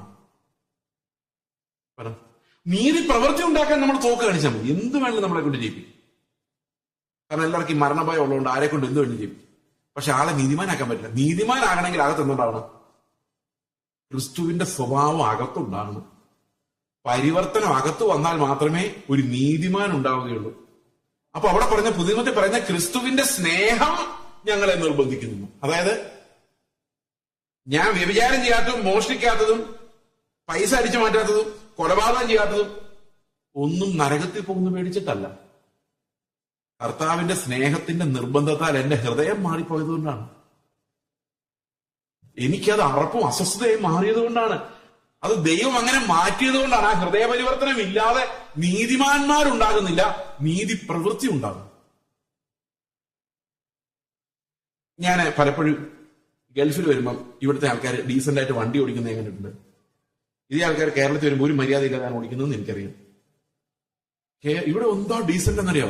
അവര് ലൈനിൽ വെയിറ്റ് ചെയ്യുന്നു, അടുത്ത വണ്ടി പോകാൻ വേണ്ടി. അതും ഞാൻ ഒരു ദിവസം ഒരാളോട് ചോദിച്ചത്, ഇത്രയും ബാക്കിൽ നിന്നത് കുറച്ചുകൂടെ മുട്ടിച്ചു നമ്മുടെ സ്വഭാവമാണല്ലോ. കേരളത്തിൽ ഒരു മീറ്റർ പുറകിലോട്ട് വണ്ടി നിർത്തി കഴിഞ്ഞാൽ അതിനിടെ ഒരു ഓട്ടോക്കാരൻ വന്ന് 1 മീറ്ററിനകത്ത് നിർത്തി കഴിഞ്ഞു. അപ്പൊ നമ്മൾ നമ്പർ പ്ലേറ്റ് ഒന്നും കാണാത്ത രീതിയിൽ window to window, bumper to bumper ആണ് കേരളത്തിൽ ഓടിക്കുന്നത്. പക്ഷെ ഇവിടെ എന്ത് ഡീസന്റാ. ഞാൻ ഈ ഖത്തറിലൊക്കെ ഇരുന്ന് കുറച്ചുകൂടി ഡീസന്റ് ആയിട്ട് എനിക്ക് തോന്നി. ഇവിടെ കുറച്ചൊക്കെ ഇത്, പക്ഷെ അവിടെ ഭയങ്കര ഡീസന്റ് ആണ്. ആ അകലമൊക്കെ മെയിൻറ്റെയിൻ ചെയ്യുന്നുണ്ട്. ഇത് മലയാളികൾ തന്നെയാണോ എന്ന് എനിക്ക് സംശയം. അത്ര ഡീസന്റ് ആണ്. അതെന്താ അങ്ങനെ? നമ്മൾ നന്നായതാണോ? അല്ല, നമ്മൾ നന്നാവൊന്നുമില്ല. അതാ നിയമം അങ്ങനെ ഇരിക്കുന്നതുകൊണ്ടാണ്. ആ നിയമം അവിടെ നിന്ന് 2000 റിയാൽ ഫൈൻ അങ്ങ് മാറിയാൽ നമ്മൾ പറപ്പിക്കൽ കാണാം. ശരിയാണോ? അപ്പൊ ശരിക്കും പറഞ്ഞു കഴിഞ്ഞാൽ നിയമം എന്തിനു കൊള്ളാന്ന് വെച്ച് കഴിഞ്ഞാൽ കുറെ ഗുരുത്വം കെട്ടവരെ കൺട്രോൾ ചെയ്യാൻ വേണ്ടി വെച്ചിരിക്കുന്ന സാധനം. അത് ഒരാളെയും നീതിമാനാക്കുന്നില്ല, ഈ അനീതിയും ദുഷ്ടതയും തടയുന്നതേ ഉള്ളൂ. അപ്പൊ മനുഷ്യരുടെ നീതി എപ്പോഴും വരുന്നത് നിയമങ്ങളിലൂടെ അനീതിയെ തടഞ്ഞുകൊണ്ടാണ്. എന്നാൽ ദൈവത്തിന്റെ നീതി വരുന്നത് അനീതിയുടെ ആയുധമായിട്ടല്ല, അത് നമ്മുടെ ഹൃദയത്തിൽ ക്രിസ്തുവിനെ വെളിപ്പെടുത്തിക്കൊണ്ടാണ്. അത് ടോട്ടലി ഡിഫറന്റ് ആയിട്ടുള്ള ഒരു പരിപാടിയാണ്. മനസ്സിലാകുന്നുണ്ടോ പറയുന്നത്? അപ്പൊ ഗിരിപ്രഭാഷണത്തിൽ പറയുന്ന നീതി എനിക്ക് ഉണ്ടാകണമെങ്കിൽ, യേശുക്രിസ്തുവിന്റെ നീതി എനിക്ക് ഉണ്ടാകണമെങ്കിൽ ക്രിസ്തു എന്റെ ഉള്ളിൽ വസിക്കണം. അവനെ കൊണ്ടല്ലാതെ ആരെ കൊണ്ടും ഈ പണി പറ്റത്തില്ല. അപ്പോഴും നിങ്ങൾ ചോദിക്കാം, നിങ്ങളുടെ ഉള്ളിലൊക്കെ ക്രിസ്തു ഉണ്ടല്ലോ, എന്നിട്ടൊന്നും ഞാൻ കാണുന്നില്ലോ എന്ന്. അതിന്റെയൊക്കെ മറുപടി വരുന്നുണ്ട്, പുറകെ ഞാൻ പറയാം. ഈ ആത്മാവിലുള്ള ദാരിദ്ര്യം എന്താന്ന് മനസ്സിലായാൽ മാത്രമേ നമുക്ക് മുൻപോട്ടുള്ള ആ പഠനം വ്യക്തമാവുകയുള്ളൂ. ദൈവത്തെ നമ്മൾ അറിയുന്നുണ്ട്, ദൈവത്തിന്റെ നീതി നമ്മൾ അറിയുന്നുണ്ട്. എനിക്ക് ഏറ്റവും കൂടുതൽ ആത്മീകമായ ഈ ദാരിദ്ര്യം എനിക്ക് മനസ്സിലായത് ഈ അടുത്തിടെയാണ്. റോമാലേഖനം ഞാൻ ബൈബിൾ കോളേജ് പഠിച്ചാണ്. റോമാലേഖനം ബൈബിൾ കോളേജ് പഠിക്കും. എനിക്ക് നല്ല മാർക്കും തന്നവര്, ഒരു നല്ലപോലെ ഞാൻ പഠിച്ചായിരുന്നു. പക്ഷെ എനിക്കൊന്നും മനസ്സിലായില്ലായിരുന്നു. ഈ എക്സാമിനേഷന് പഠിക്കാൻ വേണ്ടി കാര്യമായിട്ട് മനസ്സിലാവണമെന്നൊന്നുമില്ല. ഏതൊക്കെ ചോദ്യം വരുന്ന ഉദ്ദേശം വെച്ച് പഠിച്ചു വെച്ചാൽ മതി, തട്ടിക്കൂട്ടി അപ്പുറത്ത് കയറാം. പക്ഷെ അതുകൊണ്ട് ഗ്രഹിച്ചു എന്നർത്ഥമില്ല. പക്ഷെ ഈ റോമാലേഖനം ഗ്രഹിക്കാൻ എല്ലാവരും ചിന്തിക്കുന്നത് ഭയങ്കര ടഫായിട്ടുള്ള ഒരു ലേഖനം എന്നാണ്. പക്ഷെ ഈ റോമാലേഖനം ഗ്രഹിക്കാൻ വേണ്ടത് ജ്ഞാനമല്ല, ബുദ്ധിയല്ല, തകർന്ന ഹൃദയമാണ്. ഒരു പാപിയോട് ദൈവം എങ്ങനെയാണ് സംസാരിക്കുന്നത്? ഞാൻ പാപിയാണെന്നും എനിക്ക് സ്വയം രക്ഷപ്പെടാൻ പറ്റില്ലെന്നും ദൈവത്തിന്റെ ശത്രുവായിട്ടാണ് ഞാൻ ജീവിക്കുന്നതെന്നും ജീവിച്ചതെന്നും എനിക്ക് ബോധ്യമുണ്ടെങ്കിലേ ആ ഒരു കണ്ണിലൂടെ വായിച്ചാലേ ദൈവം എന്നെ എങ്ങനെയാണ് രക്ഷിക്കുന്നത് എന്നുള്ള റോമാലേഖനത്തിൽ എനിക്ക് വെളിപ്പെട്ട് വരുള്ളൂ. ഞാൻ ഈ പറയുന്ന എക്സാമ്പിള് 2016-17 നടന്ന, എനിക്ക് കൃത്യമായിട്ട് ഓർക്കുന്നില്ല. ഞങ്ങളുടെ ഒരു മകൻ ബാംഗ്ലൂരിലാണ്, അഡോപ്റ്റഡ് മകനാണ്. ബാംഗ്ലൂരിൽ ആയിരുന്നെന്ന് ഒരു കെയർ സെന്ററിലാണ് താമസിച്ചുകൊണ്ടിരുന്നത്. ഒരു ദിവസം ഞങ്ങൾ അവനെ കാണാൻ വേണ്ടി പോയപ്പോൾ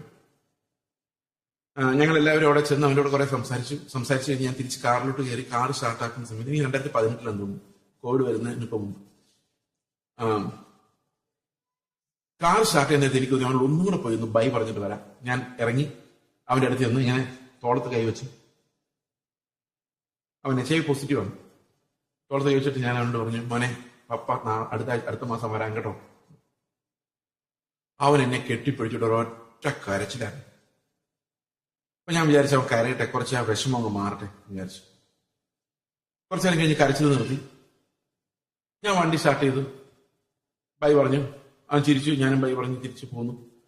വഴിയിലൂടെ പോകുമ്പോൾ എന്റെ ഹൃദയത്തിനകത്തൊരു ഭയങ്കരമായ വേദന വന്നു. ഞാൻ കർത്താവിനെ വിളിച്ചു, കർത്താവ്, എന്തുകൊണ്ടാണ് അവൻ എന്റെ വീട്ടിൽ താമസിക്കാൻ പറ്റാതെ പോയത്? അപ്പൊ കർത്താവിന്റെ ആത്മാവനോട് പറഞ്ഞു, അവൻ നിന്റെ രക്തത്തിൽ പിറന്ന മകനല്ലാത്തതുകൊണ്ടാണ്. ഇതൊരു ഇടിവാള് പോലെയാ വന്നത്. കാരണം ഞാൻ വിചാരിച്ചത് ഈ HIV ഉള്ള കുഞ്ഞുങ്ങളെയൊക്കെ വളർത്തി ഞാൻ ഭയങ്കര നീതിമാനായിരുന്നു. കർത്താവിന്റെ ശബ്ദം ഇങ്ങനെ വന്നു കഴിഞ്ഞപ്പോഴേക്കും എന്റെ ഉള്ളിൽ വെപ്രാളമായി. വണ്ടി പിടിച്ചോണ്ടിരിക്കുക. എന്റെ ഭാര്യയുണ്ട്, വേറെ ആരോ എന്റെ കൂടെ, മോനുണ്ട്, വേറെ ആരോ 1-2 പേരുണ്ട്. ആരൊക്കെ ഉണ്ടെന്ന് ഞാൻ ഓർക്കുന്നില്ല. പിന്നെ വണ്ടി ഓടിച്ചോണ്ടിരിക്കുമ്പം എന്റെ ഉള്ളിൽ ഒരു തകർച്ച ഉണ്ടായി. അപ്പൊ ഞാൻ കർത്താവ് വിളിച്ചു, കർത്താവെ, അവൻ 3 വയസ്സുള്ളപ്പം ഞങ്ങളുടെ വീട്ടിൽ വന്നാണ്. 10 വയസ്സ് വരെ ഞങ്ങളുടെ വീട്ടിൽ താമസിച്ചു, 10 വർഷം.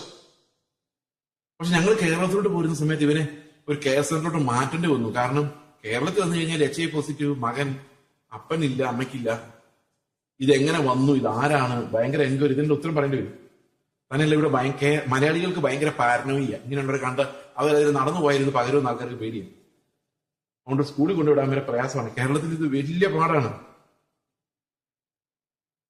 അപ്പൊ ഞങ്ങൾ വിചാരിച്ചു ഞങ്ങൾ കേരളത്തിലോട്ട് മിനിസ്ട്രിക്ക് പോകുന്ന വഴിക്ക് ഇവനെ കെയർ സെന്റർ, തന്നെയല്ല ഓൾറെഡി ചെറിയ അസ്വസ്ഥതകളൊക്കെ, ആരോഗ്യപരമായിട്ടുള്ള പ്രശ്നങ്ങളൊക്കെ ഉണ്ട്. ഇപ്പൊ ട്രീറ്റ്മെന്റ് ആവശ്യമാണ്. അപ്പൊ ട്രീറ്റ്മെന്റും കൂടെ ഉള്ള ഒരു സ്ഥലത്ത് ഞങ്ങൾ ആക്കിയിരുന്നു. ഞാൻ കർത്താവ് എന്ത് ചെയ്യുമായിരുന്നു, ഇതല്ലേ വഴി ഉണ്ടായിരുന്നുള്ളൂ. അപ്പൊ കർത്താവിന്റെ ആത്മാവിനോട് പിന്നെയും പറഞ്ഞു, നിന്റെ രക്തത്തിൽ പിറന്ന കുഞ്ഞല്ലാത്തതുകൊണ്ടാണ്. ഒരു തരത്തിലും ദൈവം സമ്മതിക്കുന്നില്ല ഞാൻ നീതിമാനാണെന്ന് സമ്മതിക്കുന്നില്ല. ഞാൻ നീതിമാനെന്ന് സമ്മതിച്ച് എനിക്ക് സമാധാനമായിട്ട് വണ്ടി പിടിച്ചു പോകാം. എന്നാലും നീ ഇത്രയും ചെയ്തല്ലോ, അത് മതി എന്ന് കർത്താവ് പറയുമായിരുന്നെങ്കിൽ ആശ്വാസമായിരുന്നു. പക്ഷെ അങ്ങനെ കർത്താവ് പറയുന്നില്ല. അപ്പൊ ഞാൻ ആലോചിച്ചു, എന്റെ സ്വന്തം രക്തത്തിൽ പിറന്ന കുട്ടിക്കാണ് ഇങ്ങനെ ഉണ്ടായതെങ്കിൽ ഞാൻ അവനെ ബാംഗ്ലൂരിലെ കെയർ സെന്ററിൽ വിട്ടിട്ട് എറണാകുളത്ത് വാടകയ്ക്ക് വീടെടുത്ത് താമസിക്കുമോ? ഒരിക്കലും ഇല്ല. ഞാൻ എല്ലാ നിമിഷവും അവന്റെ കൂടെ ചെലവഴിക്കാൻ ഇഷ്ടപ്പെട്ടേനെ. ഞാൻ ബാംഗ്ലൂരിലൊരു വീടെടുത്തേനെ.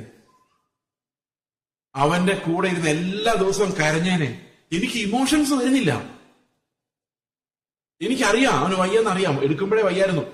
I am adjusted to it. എനിക്ക് അതൊരു കരച്ചിലായിട്ട് മാറുന്നില്ല. അപ്പൊ മകനോടുള്ള സ്നേഹം പോലും അവന് കൊടുക്കാൻ പറ്റുന്നില്ല. അവൻ എന്നെ കെട്ടിപ്പിടിച്ച് കരഞ്ഞ എനിക്ക് അവനോടുള്ള സ്നേഹമല്ല, അവൻ എന്നോടുള്ള സ്നേഹമാണ്.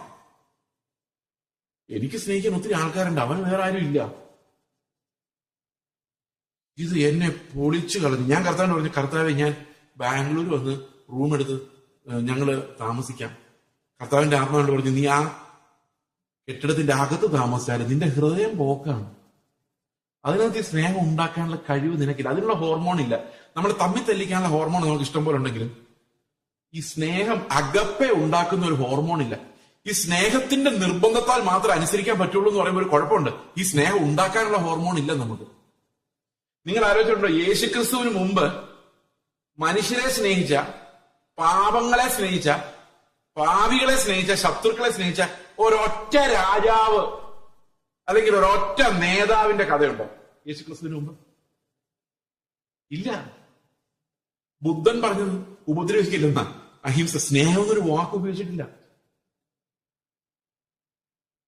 ഒരു നോവലിൽ പോലുമില്ല, ഒരു നാടകത്തിൽ പോലുമില്ല. അങ്ങനെ ഒരു ആശയമില്ലായിരുന്നു. യേശുക്രിസ്തു ഭൂമിയിലേക്ക് വരുന്നവനെ സ്നേഹമെന്ന ഒരാശയം പോലും ഉണ്ടായിരുന്നില്ല. എല്ലാം തമ്മിൽ തല്ലിയും കൊന്നും ഒരു കരുണയില്ലാത്ത മനുഷ്യരായിരുന്നു. ഇപ്പോഴാണ് ക്രിസ്ത്യൻ മൊറാലിറ്റി ലോകം മുഴുവൻ വന്നപ്പോഴേക്കും സ്നേഹിക്കണമെന്നൊരാശയം നമ്മുടെ ഉള്ളിൽ തോന്നുന്നു. സ്നേഹമാണ് അഖില സാരമൊഴി എന്നൊക്കെ ആൾക്കാർ എഴുതാൻ തുടങ്ങിയത് ക്രിസ്തുവിന് ശേഷമാണ്. അപ്പോൾ ഈ സ്നേഹത്തിന്റെ പ്രത്യേകത, ഈ സ്നേഹം കുഞ്ഞുങ്ങളെ കാണുമ്പോൾ വാത്സല്യം ഉണ്ടാക്കുന്ന ഹോർമോൺ നമുക്കുണ്ട്. പക്ഷെ അയൽവക്കത്തെ കുഞ്ഞിനെ കാണുമ്പോൾ അതേ വാത്സല്യം തോന്നിപ്പിക്കുന്ന ഹോർമോൺ എനിക്കുണ്ടാവില്ല. കൽപ്പന അതാണ് തന്നെ. ഞാൻ സാധാരണ ചോദിക്കുന്ന ഒരു ചോദ്യമാണ്, നിന്നെപ്പോലെ നിന്റെ അയൽക്കാരനെ സ്നേഹിക്കണമല്ലോ. അപ്പൊ എന്റെ കൊച്ചു പരീക്ഷയ്ക്ക് തോറ്റ എനിക്ക് ഭയങ്കര സങ്കടമായിരിക്കുമല്ലോ, അല്ലെ? അയ്യോ, നീയൊക്കെ എന്താ പഠിക്കാൻ നടക്കുവാടാ, നിനക്ക് സമയത്ത് പഠിച്ചാൽ എന്നെ കുഴപ്പം, കണ്ടില്ലേ തോറ്റു വന്നിരിക്കുന്ന നാണം കെടുത്തി. അപ്പോഴാണ് അയൽവക്കത്തെ പയ്യനും തോറ്റു എന്നറിയുന്നത്. അപ്പൊ നമുക്ക് കുറച്ച് ആശ്വാസം തോന്നുമോ അതോ സങ്കടം ഡബിൾ ആവോ? ഒരാശ്വാസം തോന്നും, അല്ലെ? കാരണം എന്താ, ഒരു കൂട്ടായാലും എന്റെ മകനെ നീന്തിക്കും. അങ്ങനെ നമുക്ക് ആ സ്നേഹം ഉണ്ടാക്കാൻ പറ്റത്തില്ല. എനിക്ക് ആഗ്രഹമുണ്ട്, എന്നെ എതിർക്കുന്ന, ഗോസിപ്പ് പറയുന്ന, അല്ലെങ്കിൽ എന്റെ വീട്ടിൽ എന്നെ എപ്പോഴും ശല്യപ്പെടുത്തിക്കുന്ന അമ്മായിമ്മ, അമ്മയപ്പൻ, ആരെങ്കിലും ആയിക്കോട്ടെ, സ്നേഹിക്കണമെന്ന് ആഗ്രഹമുണ്ട്. പക്ഷെ ഇത് വരണ്ട, ഇവരുടെ മോന്തം കാണുമ്പോൾ എനിക്ക് സ്നേഹമല്ല വരുന്നത്. ഞാൻ ഇതുമായിട്ട് യുദ്ധം ചെയ്തുകൊണ്ടിരിക്കുക. എന്റെ ശരീരത്തിന്റെ ആ തത്വങ്ങൾ എന്നെ തകർത്തോണ്ടിരിക്കുകയാണ്. ആ തകർത്തോണ്ടിരിക്കുന്ന അടിമയായ, പാപത്തിന് അടിമയായ എന്നോട് പറയാണ്, നീ നിന്റെ ശത്രുക്കളെ സ്നേഹിക്കണം, ഉപദ്രവിക്കുന്നവർ പറഞ്ഞു കേൾക്കാൻ എളുപ്പം, പക്ഷെ നമ്മളെ കൊണ്ട് നടക്കത്തില്ല. ഇത് നടക്കണമെങ്കിൽ ഒരു ആത്മീകമായ പ്രോസസ്സിലൂടെ, വീണ്ടും ജനനത്തിലൂടെ നമ്മൾ കടന്നുപോയാൽ മാത്രമേ ഇത് അനുസരണമായി നമ്മൾ വരുള്ളൂ. മനസ്സിലായോ? സന്തോഷമായോ? ഒരു കാര്യത്തിൽ ആശ്വാസമില്ല, എല്ലാം പോക്കാന്ന് നമ്മളെല്ലാം പറയുന്ന ആ ഒരു ആശ്വാസമെങ്കിലും നിങ്ങൾക്ക് വന്നു കാണുമെന്ന് ഞാൻ വിചാരിക്കുന്നു. പക്ഷെ ദൈവത്തിന്റെ കരുണയാൽ അവൻ ഈ നീതി നടപ്പാക്കാൻ ഒരു പ്രത്യേക പദ്ധതി, അതായത് പാപികളെ രക്ഷിക്കാൻ വേണ്ടിയുള്ള ഒരു പ്രത്യേക പദ്ധതി ദൈവം ആവിഷ്കരിച്ചു. ആ പദ്ധതി എങ്ങനെയാന്ന് വെച്ച് കഴിഞ്ഞാൽ, ദൈവം നമുക്ക് ഈ നീതി സൗജന്യമായി തരാൻ തീരുമാനിച്ചു. അത് ഞാനൊന്ന് വിശദീകരിക്കാൻ തരും. ഇപ്പൊ ഞാൻ നിങ്ങളോട് വചനം സംസാരിച്ചുകൊണ്ടിരിക്കും. ഞാൻ സമ്പന്നനാണെങ്കിൽ ഞാൻ ഇങ്ങനെ ചിന്തിക്കാം, ഇന്നത്തെ ദിവസം 3ാമത്തെ പ്രസംഗമാണ്, എന്തുമാത്രമാണ് ഞാൻ പ്രസംഗിച്ചത്? ഒന്നുമില്ല. ഞാൻ പറയാം, എക്സാമ്പിൾ, ദൈവം എനിക്ക് കുറച്ച് നല്ല മാർക്ക് അവിടെ ഇടുമായിരിക്കും. ഇപ്പൊ ഞാൻ ആത്മീക സമ്പന്നല്ല, കുറച്ച് കാര്യം ഉണ്ടല്ലേ. ഇനി ഇങ്ങനെ ചിന്തിച്ചു നോക്കിയാൽ ദരിദ്രനാവും ഞാൻ. ദരിദ്രം ഒന്നുമില്ല, ഇങ്ങനെ ഇത്രയും പ്രസംഗിച്ചിട്ടും കർത്താവ് എനിക്ക് 0 അല്ലാതെ ഒന്നും തരാൻ സാധ്യതയില്ല. എന്റെ കാരണം എന്താണെന്ന് വെച്ച് കഴിഞ്ഞാൽ, ഞാൻ നേരത്തെ പറഞ്ഞ യേശുക്രിസ്തു പ്രസംഗിച്ചപ്പോൾ ഭയങ്കര സ്നേഹത്തോടെ, ഒരു പരാതി ഇല്ലാതെയാ പ്രസംഗിച്ചത്, അല്ലേ? അല്ലേ? എന്റെ സ്ഥാനത്ത് ക്രിസ്തു ആയിരുന്നെങ്കിൽ എങ്ങനെയായിരിക്കും നിങ്ങളോട് സംസാരിക്കുന്നത്? ഭയങ്കര സ്നേഹമായിരിക്കും, ഭയങ്കര ഭാരമായിരിക്കും. എനിക്ക് നിങ്ങളോട് ശരിക്കും സ്നേഹമൊന്നുമില്ല. സ്നേഹം ഉണ്ടോ എന്ന് ചോദിച്ചോണ്ട്, വൈരാഗ്യമില്ല എന്നല്ലാതെ യേശുക്രിസ്തു എന്നെ സ്നേഹിച്ച സ്നേഹമൊന്നും എനിക്ക് നിങ്ങളോടില്ല. കാരണം ഈ ഒരാഴ്ച കഴിഞ്ഞ് ഞാൻ ഇവിടുന്ന് ഫ്ലൈറ്റിൽ കയറി തിരിച്ച് കേരളത്തിലെത്തി ഒരു 3-4 ദിവസം 5-6 ദിവസം കഴിയുമ്പോൾ നിങ്ങളുടെ പലരുടെയും മുഖം ഞാൻ മറന്നുപോകും. കഴിഞ്ഞ ദിവസം ഞാൻ എയർപോർട്ടിലൂടെ വരുമ്പോൾ ഒരു സഹോദരി എന്നെ മീറ്റ് ചെയ്തു. ആ സഹോദരി പാസ്റ്റർ എന്നെ മനസ്സിലായി. ഞാൻ പറഞ്ഞില്ല, പാസ്റ്റർ പണ്ട് ഷാർജ ചർച്ച കൂടി വന്നപ്പോൾ ഞങ്ങളുടെ വീട്ടിൽ വന്നായിരുന്നു. ഓക്കെ, സോറി, ഓർമ്മയില്ല. ഇതൊരു ചെറിയ കാര്യം. ഒരു 3-4 വർഷം മുമ്പ് ഞാനൊരു ചർച്ച പ്രസംഗം കഴിഞ്ഞപ്പോൾ ഒരു അങ്കിള് ഇത് പ്രസംഗം കഴിഞ്ഞ് എന്റെ അടുത്ത് വന്നിട്ട് ചോദിച്ചു, എന്നെ ഓർമ്മയുണ്ടോ പാസ്റ്റർ? ഞാൻ പറഞ്ഞില്ലല്ലോ. 6 മാസം മുമ്പ് പാസ്റ്റർ ഞങ്ങളുടെ ചർച്ച വന്ന് ഓർമ്മയുണ്ടോ? അതുണ്ട്. അന്ന് 3 ദിവസം ഞങ്ങളുടെ വീട്ടിലാണ് താമസിച്ചത്. ഞാൻ പറഞ്ഞു, എന്റെ കർത്താവ്, എന്റെ ഓർമ്മ ഇത് ഭയങ്കര പ്രശ്നമാണ്. അപ്പൊ നിങ്ങൾ ആരെങ്കിലും വഴി വെച്ച് കണ്ടിട്ട് ഞാൻ ഓർത്തില്ലെങ്കിൽ ഇവന്റെ കൂടെ ഇത്രയും നാളും സംസാരിച്ചിട്ട് ഇവൻ ഓർത്തില്ലെന്ന് ചിന്തിക്കരുത്. സ്നേഹമില്ലായ്മയായിരിക്കാം, അല്ലെ? ആയിരിക്കാം. കാരണം ഇതെല്ലാം കൂടെ കണക്കടാ. നമ്മുടെ ശരീരത്തിനകത്ത് പാപം വസിക്കുന്നത്. ഇപ്പൊ ഓരോ ദിവസം ചെല്ലുന്ന ഒരു മെമ്മറി നന്നായി വരുമല്ലോ, മെമ്മറി മോശമായി വരുവാ. അപ്പൊ നിങ്ങൾ പറയാ, സ്നേഹം എന്നും പറഞ്ഞ് എന്താ ഡയലോഗായിരുന്നു. വഴി കണ്ടിട്ട് മൈൻഡ് അത് പോകുന്ന കണ്ടില്ല അഹങ്കാരി നിങ്ങളുടെ ഹൃദയം തോന്നും. ആ ഞാനാണ് പറയുന്നത് യേശു ക്രിസ്തുവിന്റെ നീതിയുമായിട്ട് താരതമ്യപ്പെടുത്തുമ്പോൾ എനിക്ക് 0 കിട്ടിയാൽ തന്നെ ഭാഗ്യം. എന്നെ ശരിക്കും തല്ലി ഓടിക്കുക വേണ്ടത്. അപ്പൊ ഞാൻ ഇവിടെ ഇങ്ങനെ നിൽക്കുമ്പോ എനിക്ക് ഞാൻ ദരിദ്രൻ ഒന്നും ചെയ്തിട്ടില്ല. കാരണം രാവിലെ തൊട്ട് 3 0 സമ്പാദിച്ചേക്കുന്നത്. അപ്പൊ ഞാൻ ദരിദ്രനാണോ സമ്പന്നനാണോ? അപ്പൊ നമ്മുടെ ചിന്താഗതി എങ്ങനെയാ പോകേണ്ടത്? ദാരിദ്ര്യം എന്ന് പറഞ്ഞാൽ എന്താ മനസ്സിലായോ? എന്തോ ദാരിദ്ര്യം? നമ്മൾ എന്ത് ചെയ്താലും ദൈവത്തിന്റെ നീതിയെ ഒന്ന് തൊടാൻ പോലും സാധിക്കില്ല എന്നുള്ളതാണ് ഈ ദാരിദ്ര്യം. ശരിക്കുമുള്ള ദാരിദ്ര്യം എന്താണ്? കയ്യിൽ 5 പൈസ ഇല്ല, മഞ്ച് വാങ്ങി തിന്നാൻ പോലും മഞ്ച് 5 നയാ പൈസ ഇല്ല. അതാണ് ദാരിദ്ര്യം. എനിക്ക് എന്റെ കയ്യിലുള്ള റിസോഴ്സ് കൊണ്ട് ഒന്നും ചെയ്യാൻ പറ്റുന്നില്ല. എന്റെ കയ്യിലുള്ള റിസോഴ്സസ് ഞാൻ മുമ്പിൽ ചെയ്യാനിരിക്കുന്ന കാര്യങ്ങള് ആയിട്ട് ഒന്നും എന്നെ കൊണ്ട് സാധിക്കുന്നില്ല. അതിന് ദാരിദ്ര്യം എന്ന് പറയുന്നത്. അപ്പൊ കർത്താവ് ഇത്രയും വലിയ നീതി നമ്മുടെ മുമ്പിൽ വെക്കുമ്പം അത് ചെയ്യാനുള്ള ഒരു ഹോർമോൺ, ഒരിത്തിരി സ്നേഹം എന്റെ ഉള്ളിൽ ജനറേറ്റ് ആകുന്നില്ല. അതാണ് എന്റെ പ്രശ്നം. അപ്പൊ ഞാൻ തീർത്തും ആരാണ്? ദരിദ്രനാണ്. മനസ്സിലായ ദാരിദ്ര്യം എന്താണ്?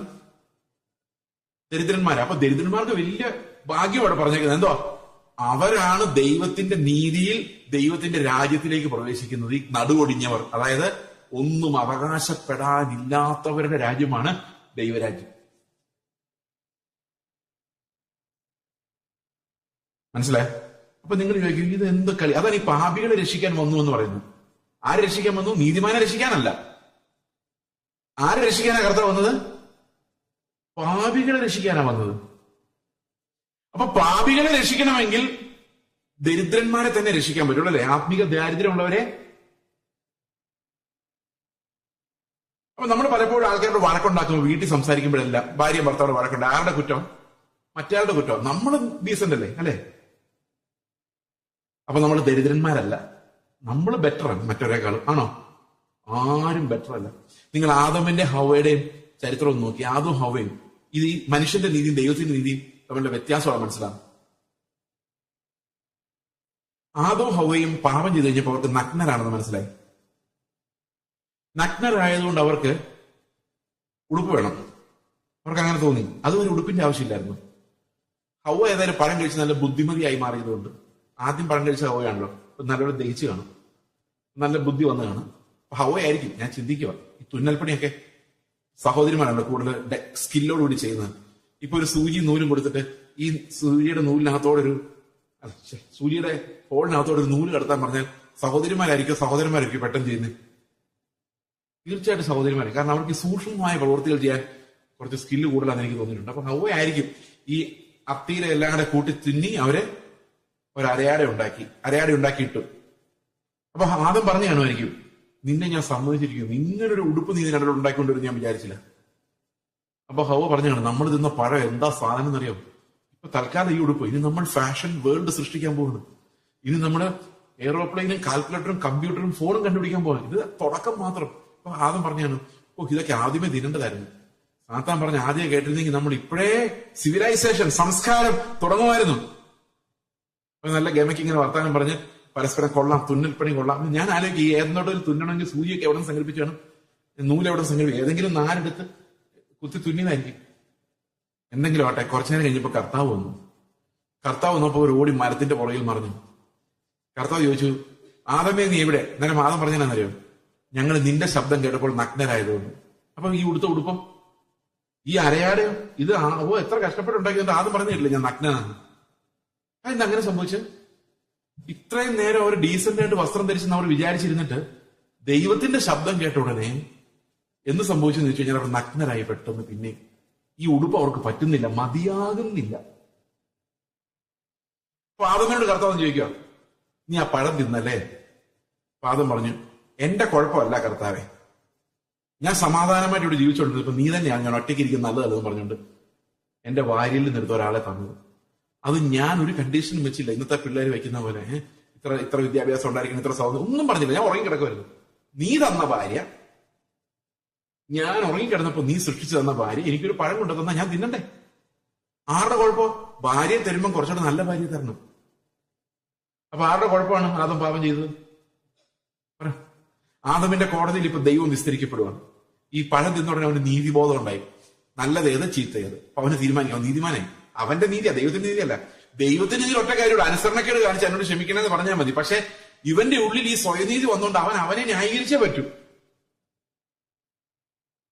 അല്ല, ആ സ്വയനീതി അവനിൽ വന്നില്ലായിരുന്നെങ്കിൽ അവൻ ദൈവത്തിനടുത്ത് ഒറ്റ പറഞ്ഞ എന്റെ കർത്താവേ ഞാൻ തെറ്റിപ്പോയി, ഇനി മേലെ ഞാൻ പാപം ചെയ്യത്തില്ല, ക്ഷമിക്കണമെന്ന് പറഞ്ഞാൽ മതി. പക്ഷെ പറയാൻ പറ്റത്തില്ല. കാരണം അവന്റെ ഉള്ളിലുണ്ടായ നീതി ഹവ്വയെക്കാളും ഭേദമാണ്. അവനെന്നൊന്നും തെളിയിച്ചേ പറ്റൂ.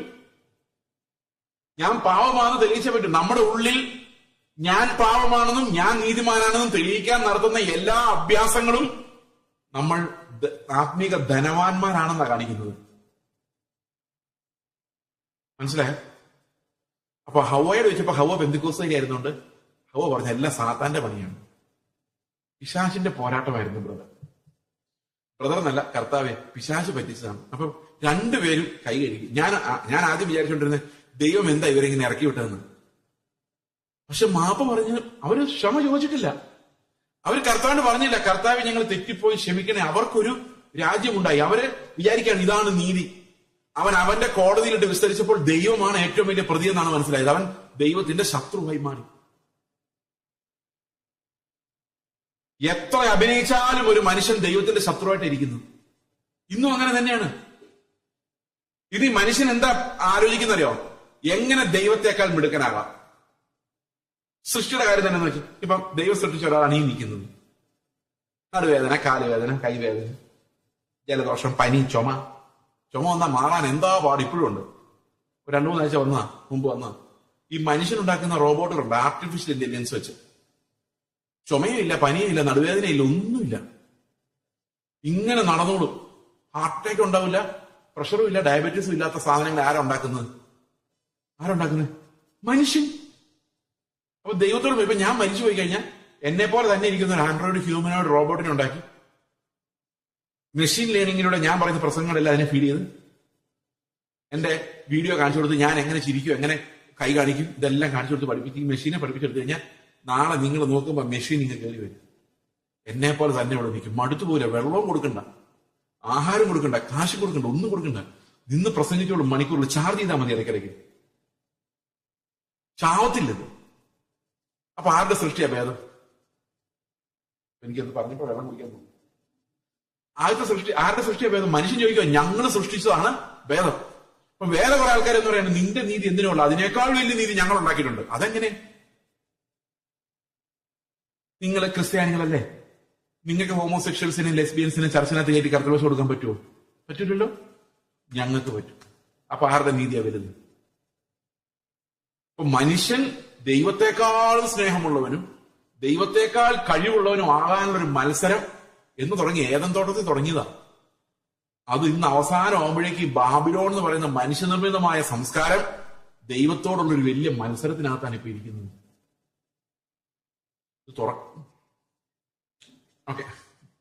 ഓക്കെ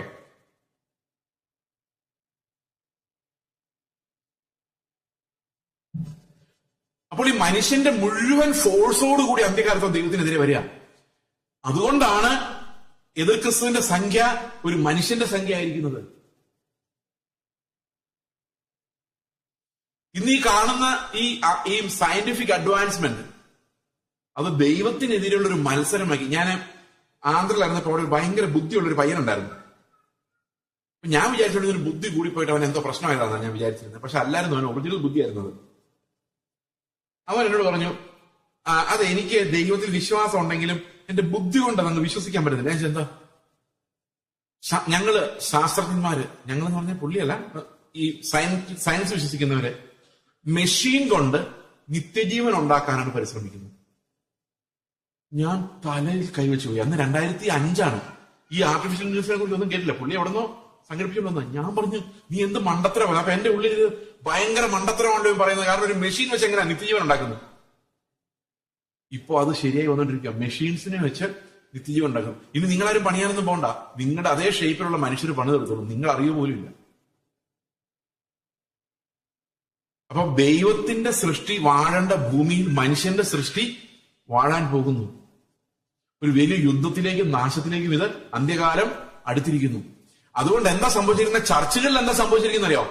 ദൈവത്തിന്റെ മഹത്വത്തെ അന്വേഷിക്കുന്നതിന് പകരം മനുഷ്യന്റെ മഹത്വത്തെ അന്വേഷിക്കാൻ തുടങ്ങിയിരിക്കുന്നു. കാരണം ഈ സഭകളും മനുഷ്യരെയാണ് ഗ്ലോറിഫൈ ചെയ്യുന്നത്. എന്തിനാ സഭ? ഞങ്ങളുടെ കാര്യം നടക്കാൻ. പണ്ട് ഒരു ചർച്ച ചെന്ന് കഴിഞ്ഞപ്പോൾ അവിടുത്തെ സെക്രട്ടറി എന്നോട് സംസാരിച്ച്, ഇന്ത്യയിലെ കേട്ടോ, ഇവിടെ അല്ല, നിങ്ങൾ ആരും ഒന്ന് തെറ്റിദ്ധരിക്കരുത്. ആ സെക്രട്ടറി എന്നോട് പറഞ്ഞു, ഞങ്ങളുടെ പാസ്റ്റർ ഒട്ടും ആത്മീയനല്ല ബ്രദറെ. ഞാൻ എന്താ കാര്യം? എന്റെ പാസ്റ്റർ ഞങ്ങൾ ഒരു ദിവസം വൈകിട്ട് അവരുടെ വീട്ടിൽ ചെന്നപ്പോൾ അവർ TV കണ്ടോണ്ടിരിക്കുവാണ്. ഞാൻ വിചാരിച്ച പാസ്റ്റർ സിനിമ കണ്ടോണ്ടിരിക്കുമായിരുന്നു. അതെന്താ TV കണ്ടോണ്ടിരിക്കുന്നു? വാർത്ത കണ്ടോണ്ടിരിക്കുന്നു. TV പാസ്റ്റർ വാർത്ത കണ്ടോണ്ടിരിക്കുമായിരുന്നു. അത് ഒരു കുറ്റമായിട്ട് പറഞ്ഞില്ല. ഞാൻ അതെന്താ നിങ്ങൾ വാർത്ത കാണാറില്ലേ? പുള്ളി ഞങ്ങൾ കാണാറുണ്ട്. പിന്നെ പാസ്റ്റർ ഉണ്ടല്ലോ എന്താ കുഴപ്പം, വാർത്ത ഉണ്ടല്ലോ എന്താ കുഴപ്പം? അപ്പൊ പുള്ളി പറയാം, ഞങ്ങൾക്ക് വേണ്ടി പ്രാർത്ഥിക്കാൻ വേണ്ടി ഞങ്ങളും നിർത്തിയേക്കുന്ന ആള് ഞങ്ങൾക്ക് വേണ്ടി പ്രാർത്ഥിക്കാതെ TV ന്യൂസും കണ്ടോണ്ടിരുന്നാൽ ഞങ്ങൾക്ക് വേണ്ടി ആര് പ്രവർത്തിക്കുന്നു? ഒന്ന് ആലോചിച്ച് നോക്കി. അപ്പൊ എന്തിനാ സഭ, എന്തിനാ പാസ്റ്റർ? ഞങ്ങളുടെ പിള്ളേരെ അക്കരെ കിടത്താൻ. ഞങ്ങൾക്ക് പ്രാർത്ഥിക്കാനോ ബൈബിൾ വായിക്കാനോ ഒന്നും സമയമില്ല. അതുകൊണ്ട് അവിടെ കാശ് കൊടുത്ത് തിരിച്ചേക്കുക. പ്രാർത്ഥിച്ച് ഞങ്ങളുടെ പിള്ളേരെ എപ്പോഴും അപ്പുറത്ത് വിടും. പാസ്റ്റർ പാവം ഇരുന്ന് പ്രാർത്ഥിക്കുവോ? അവര് വല്ലതും പോവോ? ദൈവം വിചാരിച്ചാലല്ലേ പോവും. അവസാനം പറയും, ഈ പാസ്റ്റർ പ്രാർത്ഥിച്ചിട്ട് കാര്യമില്ല, മാറ്റിയൊക്കെ ആത്മീകനല്ല. നമുക്ക് ഒറ്റ ശാസനയ്ക്ക് അന്റാർട്ടിക്കയുടെ മുകളിലുള്ള അന്ധകാര ശക്തി ഇളകുന്ന ടൈപ്പ് പാസ്റ്റർ വേണം. അപ്പൊ ഈ സഭയും വർഷിപ്പ്, ചില ആൾക്കാർ പറഞ്ഞിട്ടുണ്ടോ, ഇന്ന് ഞങ്ങൾക്ക് നല്ലൊരു വർഷിപ്പ് തന്നതിനായിട്ട് സ്തോത്രം. ആർക്ക് തന്നേന്? ഒന്നുകൂടെ പറഞ്ഞേ. കർത്താവ് ഇന്ന് ഞങ്ങൾക്ക് നല്ലൊരു വർഷിപ്പ്. ആർക്ക് വർഷിപ്പ് കൊടുത്ത കാര്യം പറഞ്ഞു? അപ്പൊ ഈ വർഷിപ്പ് എന്ന് പറഞ്ഞാൽ എന്താണെന്നറിയോ? നമുക്കൊരു എൻജോയ്മെന്റ്, നല്ല പാട്ട്, നല്ല മ്യൂസിക്. അത് ദൈവത്തിന് കൊടുക്കുന്നില്ല. ഇവിടെ ഇരുന്നുകൊണ്ട് പാട്ട് പാടും. ഇവിടെ ഇരുന്നുകൊണ്ടല്ല കേട്ടോ, പൊതുവെ ഇവിടുത്തെ പിള്ളേര് പാവങ്ങളാണ്. ഞാൻ ഇവരുടെ കാര്യമല്ല. ഈ മ്യൂസിക് അടിച്ചോണ്ടിരിക്കുമ്പോൾ അവന്റെ ചിന്ത, എന്നെ പോലെ വായിക്കുന്നവൻ ആരുണ്ട്, നോക്ക് എത്ര പെർഫെക്റ്റ് ആയിട്ട് വായിക്കും. അവന്റെ ശ്രദ്ധ മുഴുവൻ അതിനകത്താ. അവൻ വിചാരിക്കുന്നത് അവന്റെ വിരൽത്തുമ്പിലാണ് ആത്മാവ് വരുന്നത്. ഇതെല്ലാം മനുഷ്യരുടെ എന്റർടൈൻമെന്റാ. മനുഷ്യർ എൻജോയ് രസിക്കുകയാണ്. നല്ല വർഷം അതുപോലും ദൈവത്തിന് കൊടുക്കുന്നില്ല. ഇപ്പൊ മനുഷ്യരുടെ രാജ്യം ഇത്രയും വലുതായി, സഭകൾ മുഴുവൻ മനുഷ്യരെ ഗ്ലോറിഫൈ ചെയ്യുന്നു. നിങ്ങൾ വിശ്വസിക്കുന്നില്ല ഞങ്ങൾ നേരിടുന്ന ക്രൈസിസ് എന്താണ്.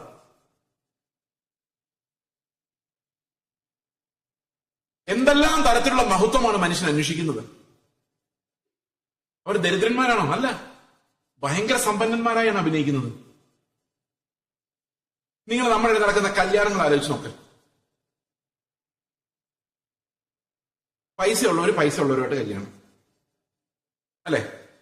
അത് പിന്നെ എന്തേലും ആട്ടെ.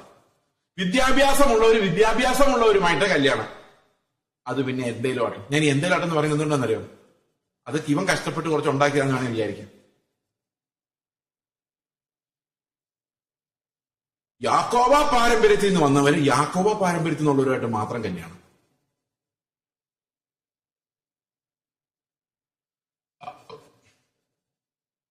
കഴിഞ്ഞ ദിവസം ഒരു IPSC പാസ്റ്ററുടെ അമ്മ നിലവിളിച്ച് കരയുക മകളോട്. കല്യാണം കഴിക്കാൻ പോകുന്ന ആള് ഹിന്ദു വിശ്വാസത്തിൽ നിന്ന് കൺവേർട്ട് ചെയ്ത് തന്നയാളാണ്. കുറെ വർഷങ്ങൾക്ക് മുമ്പ്. ഇപ്പോഴെങ്കിലും എന്നാലും നിനക്ക് കല്യാണം കഴിക്കാൻ ഒരു ഹിന്ദുവിനെ കിട്ടിയുള്ളൂ വെച്ചിട്ട് നെഞ്ചു തടിച്ച് കരയുക.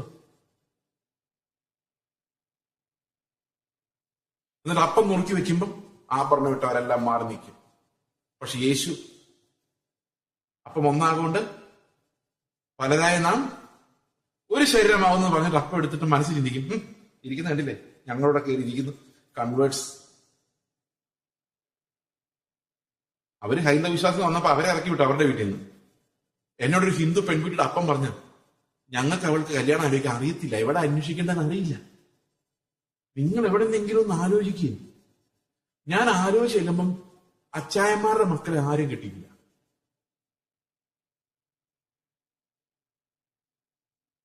അപ്പൊ ഇവരെന്തിനാ പുകഴുന്നത്?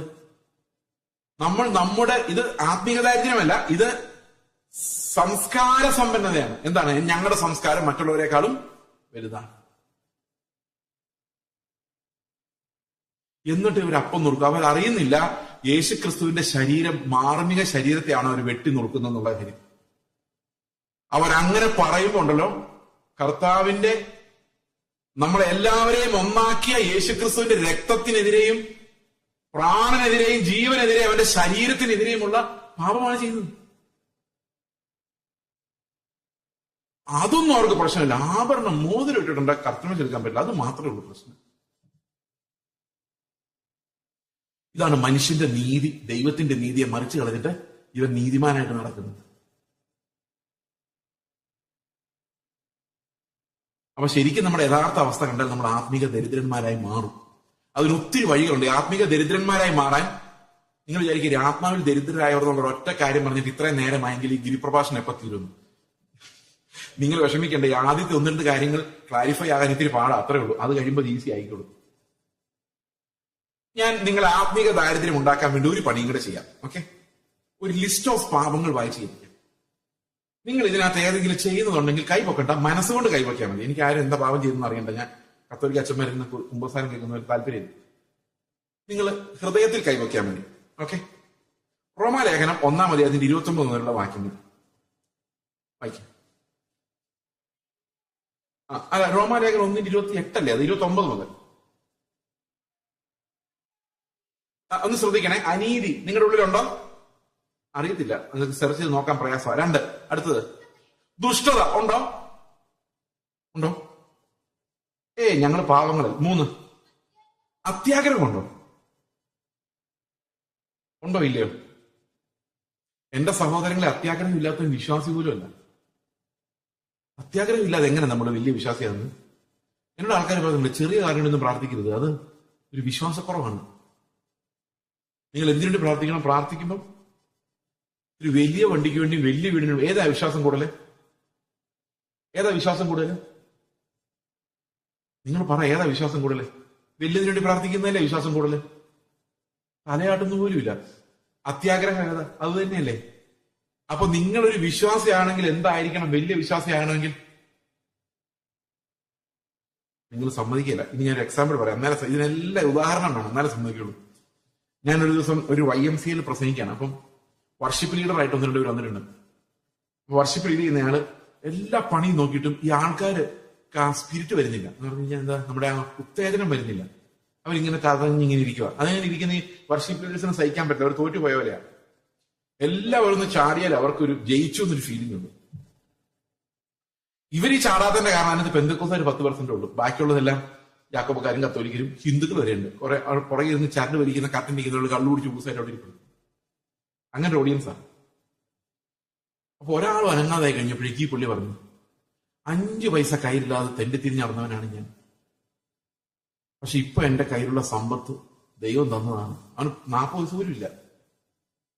കഴിഞ്ഞ ദിവസം ഒരു പാസ്റ്റർ അമേരിക്കയിൽ നിന്ന് ഒരു കുടുംബം ഞങ്ങളുടെ വീട്ടിൽ വന്നു. അവരുടെ ചോദിക്കുക, പാസ്റ്ററെ ഇത്രയും കാശ് എങ്ങനെ ഉണ്ടായി? നിങ്ങൾ വല്ല സ്മഗ്ലിംഗ് ബിസിനസ് നടത്തുന്നുണ്ടോ എന്നാ ആ ഫാമിലി ഞങ്ങളോട് ചോദിച്ചു.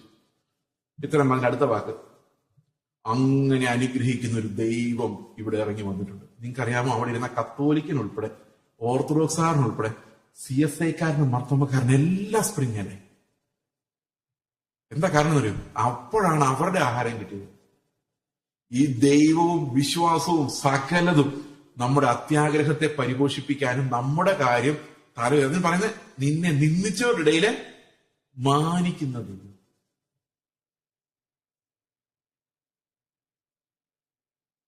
സന്തോഷമായ അപ്പോൾ ഈ അത്യാഗ്രഹമാണ് നമ്മൾ വിശ്വാസം എന്ന് പറഞ്ഞു കൊണ്ട് നടക്കുന്നത്. അപ്പം അത് മിക്കവാറും എല്ലാവർക്കും കുറച്ചുണ്ട്. അടുത്തത് ദുർബുദ്ധി. അടുത്തത് അസൂയുണ്ടോ?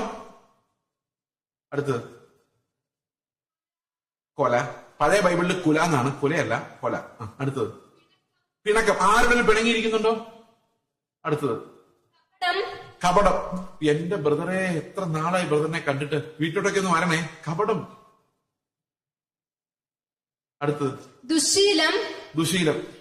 ചായ കുടിക്കാതെ രാവിലെ ഒരു പണിയും നടക്കില്ല എന്ന് പറയുന്നത് തൊട്ട് മുകളിലോട്ടുള്ള എല്ലാ പണികളും ദുശീലം. അടുത്തത് എന്നിവ തിങ്ങിയവർ.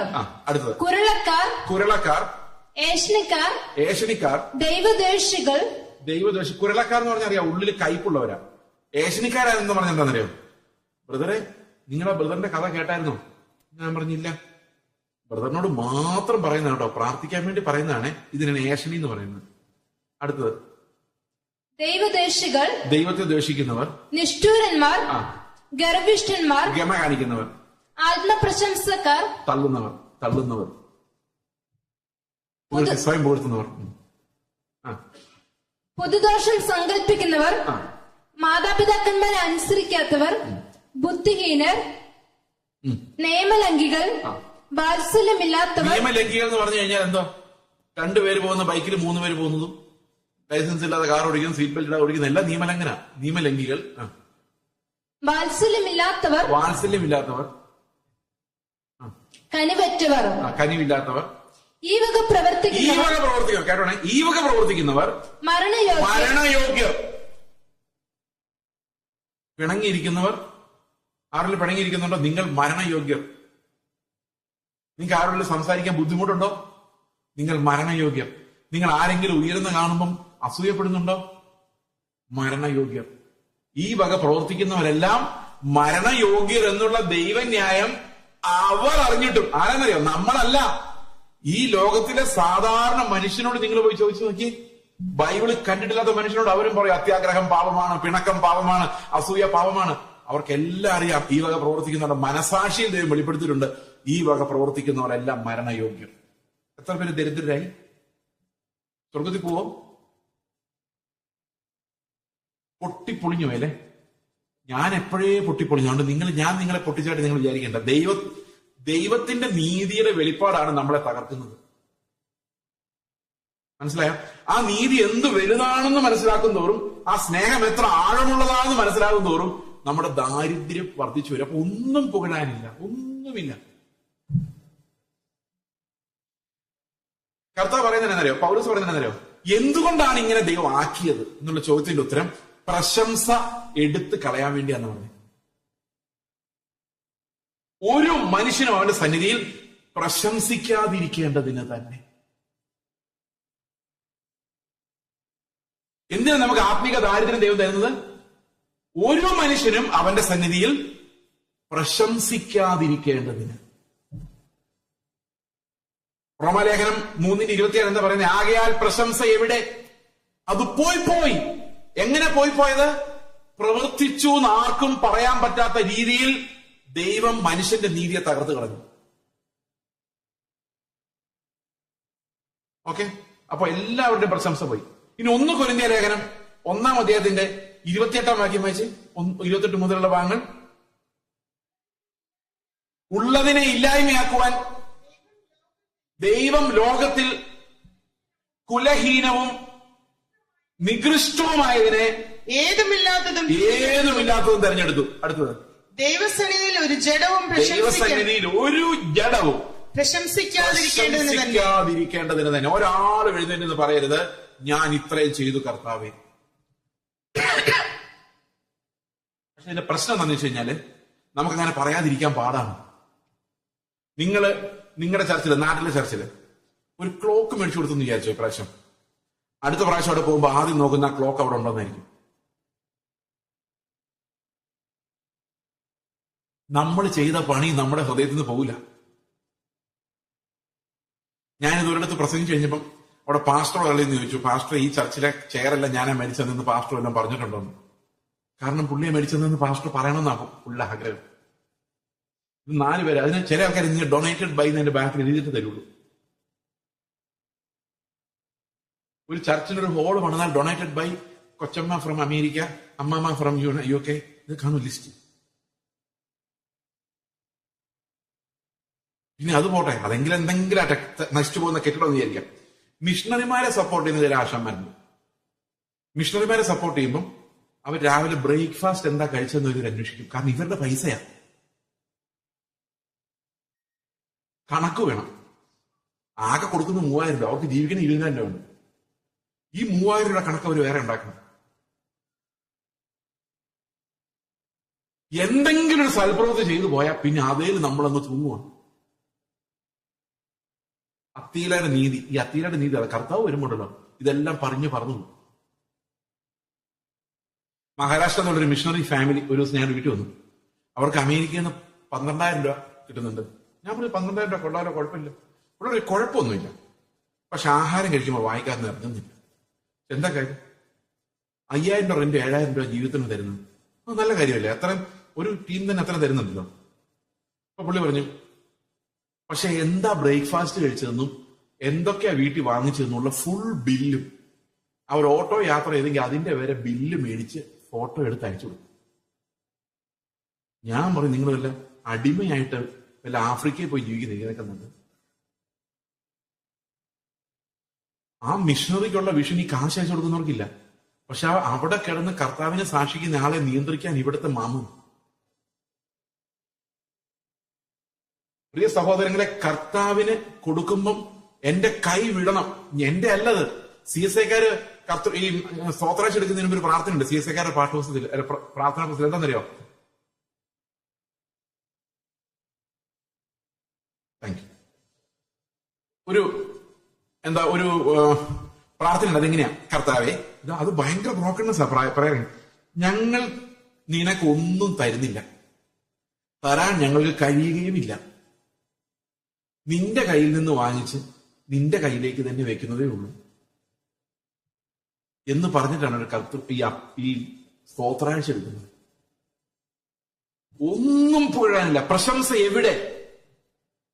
അപ്പൊ ദൈവത്തിന്റെ രക്ഷ സ്വീകരിക്കുന്ന ഒരാള്, ക്രിസ്തുവിന്റെ നീതി സ്വീകരിക്കുന്ന ഒരാൾ, ഗിരിപ്രഭാഷണത്തിലേക്ക് കിടക്കുന്ന ഒരാൾ ആദ്യം മനസ്സിലാക്കേണ്ടത്, ഇത് അത്യന്തം മനസ്സിലാകണമെങ്കിൽ എന്റെ പ്രശംസ അഴിഞ്ഞു പോകണം. ഞാൻ ആത്മീക സമ്പന്നനായിരിക്കരുത്. എനിക്കൊന്നും പുകഴാനുണ്ടാകരുത്. 1 കൊരിന്ത്യർ 1:29 നമ്മൾ വായിച്ചത്. 28 വായിച്ചത്.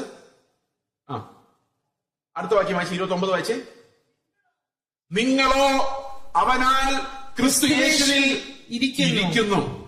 അവൻ നമുക്ക് ദൈവത്തിങ്കൽ നിന്ന് ജ്ഞാനവും നീതിയും ശുദ്ധീകരണവും വീണ്ടെടുപ്പും ആയി തീർന്നു.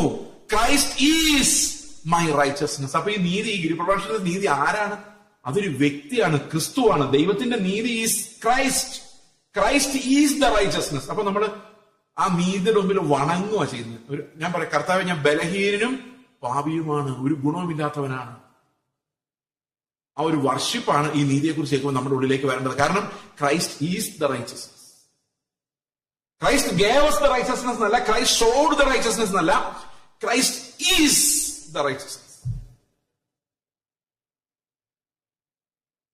അപ്പൊ ഇത് ആമുഖമായിട്ട് ഈ 1ാമത്തെ വാക്യം തന്നെയാണ് ഇതിന്റെ ആമുഖം. What exactly is sermon on the mount? ഇത് നമ്മളെ തകർത്ത് കളയുന്ന ഒരു സെർമണാണ്. നമ്മളിതിന് ഇത് വായിച്ചു നോക്കുന്തോറും നമ്മുടെ ദാരിദ്ര്യം കൂടി വരും. നമ്മളിത് വായിച്ച് അവസാനിപ്പിക്കുമ്പോഴേക്കും നമ്മൾ പക്കാ ദരിദ്രന്മാരായിരിക്കും. അതാ കർത്താവിന്റെ ഉദ്ദേശം. സ്പിരിച്വലി നിങ്ങൾക്കറിയാമോ, യേശു കർത്താവ് ഒരിക്കലും പാപികളെ വഴക്ക് പറഞ്ഞിട്ടില്ല. ഉണ്ടോ?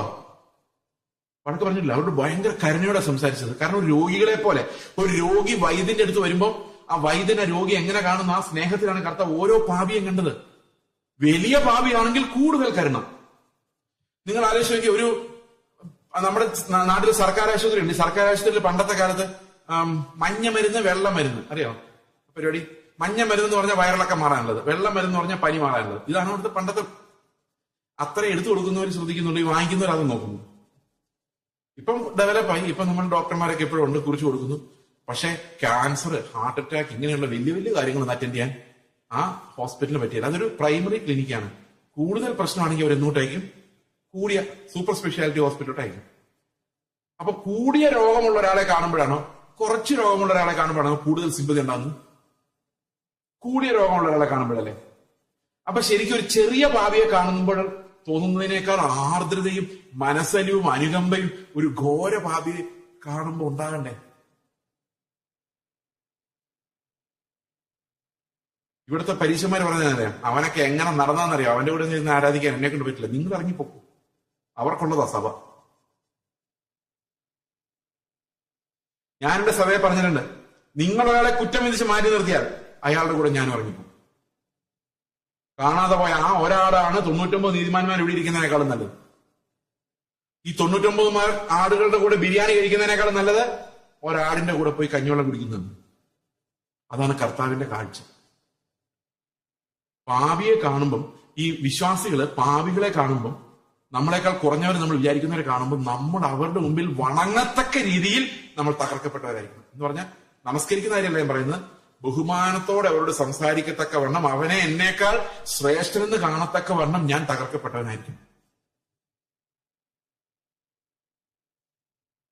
ദൈവസന്നിധിയിൽ ഒരു ജഡവും പ്രശംസിക്കാതിരിക്കേണ്ടതന്നെ. പ്രശംസിക്കുന്നവരെല്ലാം ക്രിസ്തുവിൽ പ്രശംസിക്കട്ടെ. കാരണം നീതി എന്ന് പറയുന്നത് ക്രിസ്തു തന്നെയാണ്. അപ്പൊ ഈ അനുസരണം നിങ്ങളൊന്ന് ആലോചിക്കുക. ഈ ഗിരിപ്രഭാഷണം ഇവിടെ വായിക്കുന്നു, ഗിരിപ്രഭാഷണത്തിന് പുറകെ ലേഖനങ്ങൾ വരുന്നു. ഈ ലേഖനങ്ങളിലൂടെ എന്ത് സംഭവിക്കുന്നു? ലേഖനത്തിലൂടെ നമ്മളെ പഠിപ്പിക്കുന്നു, ലേഖനം എഴുതി അപ്പോസ്തലന്മാർ പഠിപ്പിക്കുന്നു ഇതെങ്ങനെ അനുസരണമായി നമ്മുടെ ഉള്ളിൽ വരും. ഓക്കെ, അപ്പോൾ ഇതാണ് ആദ്യത്തെ വാക്യത്തിന്റെ അർത്ഥം. A man who has broken bone, a broken spine, നട്ടലൊടിഞ്ഞവൻ, നിവർന്നു നിൽക്കാൻ പറ്റാത്തവൻ, കർത്താവിന് മുമ്പിൽ തളർന്നവൻ, ഒന്നുമില്ലാത്തവൻ. നിങ്ങൾ കണ്ടിട്ടുണ്ടോ ചുങ്കക്കാരനും പാപിയും പ്രാർത്ഥിക്കാൻ പോയി? ഞാൻ 2 എക്സാമ്പിൾസ് പറയാം, അപ്പൊ മനസ്സിലാവും. ചുങ്കക്കാരനും പാപിയും പ്രാർത്ഥിക്കാൻ പോയപ്പോൾ ചുങ്കക്കാരനും പാപിയല്ല, ചുങ്കക്കാരനും പരീശനും, അല്ലെ? പരീശനും ചുങ്കക്കാരനും, അങ്ങനെ പരീശനും ചുങ്കക്കാരനും പ്രാർത്ഥിക്കാൻ പോയപ്പോൾ പരീശൻ മുമ്പ് ചെന്നിട്ട് കർത്താവിനോടല്ല, തന്നോട് തന്നെ. കാരണം ഈ എന്റെ നീതി ഒന്നും കേൾക്കാൻ കർത്താവിന് വലിയ സമയമൊന്നുമില്ല, താല്പര്യമില്ല. കാരണം അതെല്ലാം കറപുരണ്ട തുണിയാണ് കർത്താവിന് അറിയാം. ഇവനവിടെ ചെന്നുകൊണ്ട് നമ്മൾ പറയുന്ന പോലെ പറഞ്ഞു. എന്താ നമ്മൾ പറയുന്നത്? ശേഷമുള്ള അവന്മാരെ പോലെ ഒന്നും ഞങ്ങളല്ലാത്തതിനാൽ നിന്നെ വാഴ്ത്തും. അവരാഭരണം ഇടുന്നു, സിനിമയ്ക്ക് പോകുന്നു, കള്ളുകുടിക്കുന്നു, സിഗരറ്റ് വലിക്കുന്നു, അവര് ചെത്തി നടക്കുന്നു, തത്തി നടക്കുന്നു. ഞങ്ങൾ വളരെ ഡീസന്റായി നടക്കുന്നു. അവരെ പോലെ ഞങ്ങൾ അല്ലാത്തതിനാൽ കർത്താവെ ഞാൻ നിന്നെ സ്തോത്രം ചെയ്യുന്നു. ഇല്ലേ? ശരിയില്ല, അങ്ങനെ സ്തോത്രം ഇല്ലേ നിങ്ങളുടെ ഉള്ളില്? അപ്പുറത്ത് നിന്ന് ആ പാപി ഉണ്ടല്ലോ, പാപി എന്നാ പറയുന്നത്? പാപി കർത്താവിനെ കണ്ടു പറയുന്നത്, അവൻ പരീക്ഷനൊന്നും കാണുന്നില്ല. ഞാനൊരു പാപിയാണ് കർത്താവ്, ഞാൻ സമ്മതിച്ചു, ഇതെല്ലാം തെറ്റാണ്, സമ്മതിച്ചു, എന്നോട് കരുണയുണ്ടാകും. ആരാ ദരിദ്രൻ? എനിക്കതല്ല രസം. അത് കഴിഞ്ഞിട്ട് കർത്താവ് പറയുന്ന വാക്യമാണ്, ഈ പുറകിൽ നിന്ന് കരഞ്ഞ ചുങ്കക്കാരനെ കുറിച്ച് പറയാം, അവൻ നീതീകരിക്കപ്പെട്ടവനായി വീട്ടിലേക്ക് മടങ്ങി. ആ കരുണ ചോദിച്ച് നിലവിളിച്ചവനെ കർത്താവ് എന്താ വിളിച്ചത്? നീതിമാനെ എന്നാ വിളിച്ചത്. ശിഷ്യന്മാരെല്ലാം വന്ന് കർത്താവിന്റെ ചോദിക്കും, ആൾക്കാരെല്ലാം ചോദിക്കും, നീ പാപികളോട് ഇങ്ങനെ നടക്കരുത് കേട്ടോ, വളരെ മോശമാണ്. ഇങ്ങനെ പാപികളോട് നടന്നാൽ നീ ഒരു മെശിഹ എന്നൊക്കെ പറഞ്ഞ് ആരെങ്കിലും വിശ്വസിക്കുമോ? റെപ്യൂട്ടേഷൻ പോക്കാം. കാരണം അപ്പോഴും ഈ ശിഷ്യന്മാർ ചിന്തിക്കുന്ന ഈ വലിയ വലിയ ആൾക്കാർ, മതത്തിന്റെ ആൾക്കാരൊക്കെ നമ്മളോട് കൂടണമെന്നായിരിക്കും. പക്ഷെ കർത്താവ് റെപ്യൂട്ടേഷൻ നോക്കിയില്ല. എന്നോട് കഴിഞ്ഞ ദിവസം കർത്താവ് എന്നോട് പറഞ്ഞൊരു കാര്യമാണ്, നിന്റെ റെപ്യൂട്ടേഷൻ എന്നോട് പ്രശ്നമല്ല, സഭയുടെ റെപ്യൂട്ടേഷൻ പ്രശ്നമല്ല, യേശുക്രിസ്തുവിന്റെ റെപ്യൂട്ടേഷൻ ആണ് ഏറ്റവും വലിയ issue. His glory, the glory of the Lord. അല്ലാതെ കർത്താവിന്റെ നിന്ദ ചുമക്കാൻ വിളിക്കപ്പെട്ടവരാണ് നമ്മൾ. അതാണ് നമ്മുടേതായ ഒരു ഗ്ലോറിയോ, നമ്മുടേതായ ഒരു അഹങ്കാരമോ, കുടുംബമഹിമയോ, പാരമ്പര്യമോ, വിദ്യാഭ്യാസമോ, സൗന്ദര്യമോ ഒന്നുമില്ല ദൈവത്തിനു മുമ്പിൽ. എല്ലാം ഒന്നിനും ഗ്ലോറി ചെയ്യാനില്ല. There is no glory for a man. ഞാന് ചെറുപ്പത്തിലെ ഞാൻ കത്തോലിക്കരുടെ കന്യാസ്ത്രീകളുടെ സ്കൂളിലാണ് പഠിച്ചത്. ഈ കന്യാസ്ത്രീകളുടെ സ്കൂളിൽ പഠിക്കുമ്പം പരീക്ഷയ്ക്ക് നല്ല മാർക്ക് കിട്ടിയാല് അവര് ഗിഫ്റ്റ് തരും. ഗിഫ്റ്റ് തരുന്ന സാധാരണ ക്രിസ്മസ് കാർഡുകളാണ് അന്നത്തെ കാലത്ത്. നിങ്ങൾക്ക് ഓർമ്മയുണ്ട് ക്രിസ്മസ് കാർഡുകളുള്ള കാലം, ന്യൂ ഇയർ കാർഡുകൾ, ബർത്ത്ഡേ കാർഡുകളുള്ള കാലം? അപ്പൊ എനിക്ക് മാത്രം അവർ ക്രിസ്മസ് കാർഡ് തരുന്നില്ല. എനിക്ക് ക്രിസ്മസ് കാർഡ് കിട്ടുന്നതൊക്കെ ഇഷ്ടമാണ്, നല്ല പിക്ചറൊക്കെയാണ്. പക്ഷെ അവരെനിക്ക് തരുന്ന ഈ പുണ്യാളന്മാരുടെ പുസ്തകങ്ങളാണ്. കൊച്ചു ത്രേസ്യ പുണ്യാളത്തിൽ എനിക്കിപ്പോഴും ഓർക്കുന്നുണ്ട്, ചെറുപുഷ്പം, ലിറ്റിൽ ഫ്ലവർ, ആ പുസ്തകമൊക്കെയാണ് ഇതേ തരുന്നത്. അസീസിയിലെ വിശുദ്ധ ഫ്രാൻസിസ് പുണ്യാളൻ, സെബസ്ത്യാനോസ് പുണ്യാളൻ, ഇവരുടെ കഥകളാണ് കാർട്ടൂൺ പോലെ പടം വരച്ച കഥകൾ. എന്ന് പറഞ്ഞാൽ വായിക്കാൻ ഭയങ്കര എളുപ്പമുള്ള കഥകളാണ്. ചെറിയ സ്റ്റോറി ബുക്കുകളാണ് ഗിഫ്റ്റായിട്ട് തരുന്നത്. ഞാൻ ഓർത്തഡോക്സുകാരനായിരുന്നോണ്ടായിരിക്കും ഇവർ കത്തോലിക്കല് ഈ പണി കാണിക്കുന്നത്. കാരണം അവരുടെ വിശുദ്ധന്മാരൊക്കെ ഒന്ന് കണ്ടോടാ വേണമെങ്കിൽ എന്നുള്ളതായിരിക്കും അവരുടെ ഉദ്ദേശം. പക്ഷെ ഇതെല്ലാം ഞാൻ വായിച്ചു. ഇടയ്ക്ക് ക്രിസ്മസ് കാർഡും കിട്ടിയിട്ടുണ്ട്. ഞാൻ 11ാം ക്ലാസ് പഠിക്കുമ്പോൾ, പ്രീ ഡിഗ്രി ഫസ്റ്റ് ഇയർ പഠിക്കുമ്പോൾ ഒരു ദിവസം ഓർത്തഡോക്സ് പള്ളിയിൽ പോയി ഇങ്ങനെ നിൽക്കുകയാണ്. Changanassery saint Thomas orthodox. അച്ഛൻ കുർബാന ചൊല്ലുന്നു, കൈയിട്ട് വിറപ്പിക്കുന്നു, തുണി എടുത്തിട്ട് വിറപ്പിക്കുന്നു, ആകെ പുക, മണിയടി. അപ്പൊ ഞാനിങ്ങനെ ബാക്കിൽ നിന്ന് ആലോചിക്കുക, എന്റെ കർത്താവേ, യേശുക്രിസ്തു നടുക്ക് നിൽക്കുന്നു, അപ്പുറത്ത് ഇപ്പുറത്ത് പത്രോസ് അന്ത്രോസിൽ നിന്ന് മണിയടിക്കുന്നു, ഇപ്പുറത്ത് തോമസ് പുകയ്ക്കുന്നു, ഇടയ്ക്ക് പത്രോസ് കുന്തിരിക്കാൻ തീർന്നു പോകുമ്പോൾ അച്ഛൻ്റെ കൊണ്ടേ കൂടെ യേശുവിന്റെ കൊണ്ടേ കൂടെ യേശു കുറച്ചിട്ട് കൊടുക്കുന്നു. ഇങ്ങനെയൊക്കെ എവിടെ നടന്നു? ഇങ്ങനെയൊക്കെയുള്ള ഒരു പരിപാടി ഉണ്ടോ? അപ്പൊ ഞാൻ അവിടെ നിന്ന് ആലോചിക്കുകയാണ്, ഇത് ദൈവത്തിന്റെ വഴിയല്ല, ഇത് ചുമ്മാ മനുഷ്യനുണ്ടാക്കിയാണ്. ആ ബോധം ഉണ്ടായ ശേഷം 16 വയസ്സ് മുതൽ ഞാൻ പിന്നെ ഓർത്തഡോക്സ് പള്ളി കയറിയിട്ടില്ല. കസിൻസിന്റെ കല്യാണം വരുമ്പോൾ ഞാൻ വെളിയിൽ പോയി എനിക്ക് അകത്ത് കയറില്ല. കാരണം ഇത് വെറും തന്ത്രമാണ്. അന്ന് ദൈവത്തെ വിശ്വാസം പോലും എനിക്കില്ല, രക്ഷിക്കപ്പെട്ടിട്ടില്ല. പക്ഷെ ഓർത്തഡോക്സ് പള്ളി അങ്ങനെ ഉപയോഗിച്ചിട്ട് ഞാൻ CSI പള്ളിയിൽ പോയി. കാരണം അതിനകത്ത് ഈ സാധനങ്ങളൊന്നുമില്ല, ഒരാശ്വാസമാണ് അവിടെ പോയിരുന്നത്. അപ്പൊ ഞാൻ പതുക്കെ ഞാൻ വളർന്നു വന്ന മതം വിട്ടിട്ട് CSIക്കാരനായി. അങ്ങനെ CSI പള്ളിയിൽ പോകുമ്പോൾ അവിടുത്തെ ഒരു സൺഡേ സ്കൂൾ ഉണ്ട്. ആ സൺഡേ സ്കൂളിൽ ഞാൻ പഠിപ്പിച്ചു 18 വയസ്സ് വരെ പഠിക്കാം. അവിടെ പഠിപ്പിക്കുന്ന മുഴുവൻ മിഷണറിമാരുടെ കഥകളാണ്. William Carey, Hudson Taylor, CT Studd, പിന്നെ ഇംഗ്ലീഷ് മിഷണറിമാര്, ഇവരുടെ കഥകളാണ്. CSI പോയിക്കൊണ്ടിരിക്കുമ്പോഴാണ് ഞാൻ രക്ഷിക്കപ്പെടുന്നത്. രക്ഷിക്കപ്പെട്ട് 1 വർഷം കഴിഞ്ഞാണ് സ്നാനപ്പെടുന്നത്. 2 വർഷം കഴിഞ്ഞിട്ടാണ് സ്നാനപ്പെടുമ്പോൾ ഞാൻ പെന്തക്കോസ്റ്റ് AGയിലാണ് സ്നാനപ്പെടുന്നത്. AG, assembly of God. Against God അല്ല, അസംബ്ലി ഓഫ് ഗോഡ്. സ്നാനപ്പെട്ട് അപ്പൊ എന്റെ വിചാരം എന്ന് വെച്ച് കഴിഞ്ഞാൽ അസീസിയിലെ ഫ്രാൻസിസ്, CT സ്റ്റഡ്, ഈ line of people who have sacrificed everything for the lord, അതിന്റെ കൂടെ യേശുവിനോട് ചേരാൻ സ്നാനമേറ്റ് ഞാനും പോവുകയാണെന്ന് ഞാൻ ചിന്തിക്കുന്നത്. സ്നാനമേറ്റ് സഭയിലോട് ചെന്നപ്പോഴല്ലേ മനസ്സിലായത് സംഗതി വേറെയാണ്. അവിടെ പാസ്റ്റർ പറഞ്ഞ ആദ്യത്തെ പ്രസംഗം തന്നെ നിന്നെ മാനിക്കുന്ന ദൈവം. ഞാൻ ശരിക്കും കർത്താവിനൂടെ നിന്ദ അനുഭവിക്കേണ്ട വഴി ആലോചിക്കുന്നു. ഞാൻ കേൾക്കുന്നതെന്ന് വെച്ച് കഴിഞ്ഞാൽ നിന്നെ നിന്ദിച്ചവരുടെ നിന്നെ ഉയർത്തുന്ന ദൈവം, മാനിക്കുന്ന ദൈവം. നഗരവാതിലിന് വെളിയിൽ അവനോടൊപ്പം കഷ്ടം അനുഭവിക്കാനും നിന്ദ അനുഭവിക്കാനും വിളിക്കപ്പെടുന്നതിന് പകരം നമ്മൾ ഈ ലോകത്തിന്റെ ഗ്ലോറി കാണിച്ചു കൊടുത്തിട്ട് അവരോട് പറയാണ്, ഇത് നല്ലതാണ് മക്കളെ, മോഹിച്ചോ, നിങ്ങൾക്കൊരു പീസ് കിട്ടും. അതാണ് നമ്മുടെ പ്രാർത്ഥനയുടെ ലക്ഷ്യം, അതാണ് നമ്മുടെ ഉപവാസത്തിന്റെ ലക്ഷ്യം. 2-3 വർഷം ഞാനിങ്ങനെ മരവിച്ചവനെ പോലെ ഇരുന്നു അതിനകത്ത്. പിന്നെ എനിക്ക് മനസ്സിലായത് എനിക്ക് ഇവരോട് സംസാരിക്കാനുണ്ട്. കർത്താവ് എന്നെ പഠിപ്പിച്ചിട്ടുണ്ട്, നിലനിൽക്കുന്ന ഒന്നും ഈ ഭൂമിയിൽ ഇല്ലെന്നും. തലയിൽ ഒരു തേങ്ങ വീണാൽ PhD പഠിച്ചത് പോയിട്ട് 5ാം ക്ലാസ്സിൽ പഠിച്ചവരെ മറന്നു പോകുന്ന വഴിക്കൊരു തലക്കൊരു തട്ട് കിട്ടിയാൽ അവൻ ഏത് വിഷയത്തിലാണ് PhD ചെയ്യുന്നവരെന്ന് അറിയില്ല. ഡോക്ടറിന് തലയെ കാണും, പക്ഷെ ഒന്നും അറിയാൻ മേലാത്തവനായിട്ട് മാറും. 4-3 എന്താ ഈ 4-3 ചോദിക്കുന്ന അവസ്ഥ വരും. 1 സെക്കൻഡ് മതി. ഈ പറയുന്ന ഗ്ലോറി എന്ന് പറയുന്ന സാധനം എന്നെ പോലെ മറവിയുള്ള ഒരാൾക്ക് എളുപ്പത്തിൽ മനസ്സിലാക്കാം. ഇതൊക്കെ ഒരു നിമിഷം നമ്മുടെ തലേന്ന് പോയി കഴിഞ്ഞാൽ നമ്മൾ വെറും ഒന്നുമില്ല. ആ മിന്നി വിളങ്ങുന്ന സാധനത്തിന് വേണ്ടി പാഞ്ഞു നടക്കുന്ന ഒരു ലോകം, അതിനെ പുഷ് ചെയ്യുന്ന കുറെ ആൾക്കാര്, ഇത് മനുഷ്യന്റെ സമ്പത്തിന് വേണ്ടിയും അവനെ ധനവാനാക്കാൻ വേണ്ടി അവനുള്ള കാര്യങ്ങളെ ഗ്ലോറിഫൈ ചെയ്യുന്നതിന് വേണ്ടിയുമാണ് ഈ പരിപാടികൾ നടക്കുന്നത്. അപ്പൊ നിങ്ങൾ വിചാരിക്കും, ദുഷ്ടനായ പാസ്റ്റർ, ഞങ്ങളൊന്ന് രക്ഷപ്പെട്ടു പോകുന്ന നിങ്ങൾക്ക് താല്പര്യമില്ല അല്ലേ? ഞങ്ങളെല്ലാം ഇങ്ങനെ സിറിയയിലും ഇറാനിലും ഇറാഖിലൊക്കെ അറിഞ്ഞിരിഞ്ഞ് നടക്കണമെന്നായിരിക്കും പാസ്റ്റർ വിചാരിക്കുന്നത്. അങ്ങനെ ചിന്തിക്കരുത്. ദൈവത്തിന് ആരെ വേണമല്ലോ എപ്പോ വേണമെങ്കിലും അനുഗ്രഹിക്കാം. അതിന് നിയമങ്ങളൊന്നുമില്ല, പിടിച്ചു മേടിക്കാനൊന്നും പറ്റിയല്ല. കർത്താവിന്റെ ഇഷ്ടമാണ്. കർത്താവിന് നമ്മൾ പറയുന്നത്, എന്റെ കർത്താവെ നീ തന്നാലും തന്നില്ലെങ്കിലും സ്തോത്രം, എനിക്ക് വേണ്ടത് നിന്നെയാണ്, മീനല്ല. അപ്പൊ കർത്താവിന് എനിക്ക് വേണമെന്ന് തോന്നണമെങ്കിൽ തന്നെ എനിക്ക് ദാരിദ്ര്യം വേണം. ഞാൻ ഒന്നും അല്ലെന്ന് എനിക്ക് മനസ്സിലായെങ്കിൽ മാത്രം എനിക്ക് കർത്താവിനെ വേണമെന്ന് തോന്നുള്ളൂ. അല്ലെങ്കിൽ ഞാൻ കർത്താവിന് പറയുന്നതല്ലേ, ഞാൻ അനുസരിച്ച് കാണിക്കാൻ കർത്താവ്, നീ എന്നെ നോക്ക്, ഞാൻ അത്ര മോശമൊന്നുമില്ല. നിങ്ങളെ ഈ ഒരു പാമ്പിനെ പോക്കറ്റിട്ട് നടന്ന ഒരാളുടെ കഥ അറിയാലോ നിങ്ങൾക്ക്? പുള്ളി ഭയങ്കര കരുണയുള്ളവരുന്നുണ്ട്. ഒരു ദിവസം ഒരു തണുത്ത സ്ഥലത്തോടെ പോയി, ഐസ് കിടന്ന സ്ഥലത്തോടെ പോയപ്പോ ഒരു അണലിയുടെ കുഞ്ഞ് അവിടെ പെട്ടയ്ക്കുന്നു ജീവന് വേണ്ടി. ഇവർ ഭയങ്കര കരുണയുള്ളവരാണ്. ഈ അണലിയുടെ കുഞ്ഞെടുത്ത് പോക്കറ്റിട്ടു.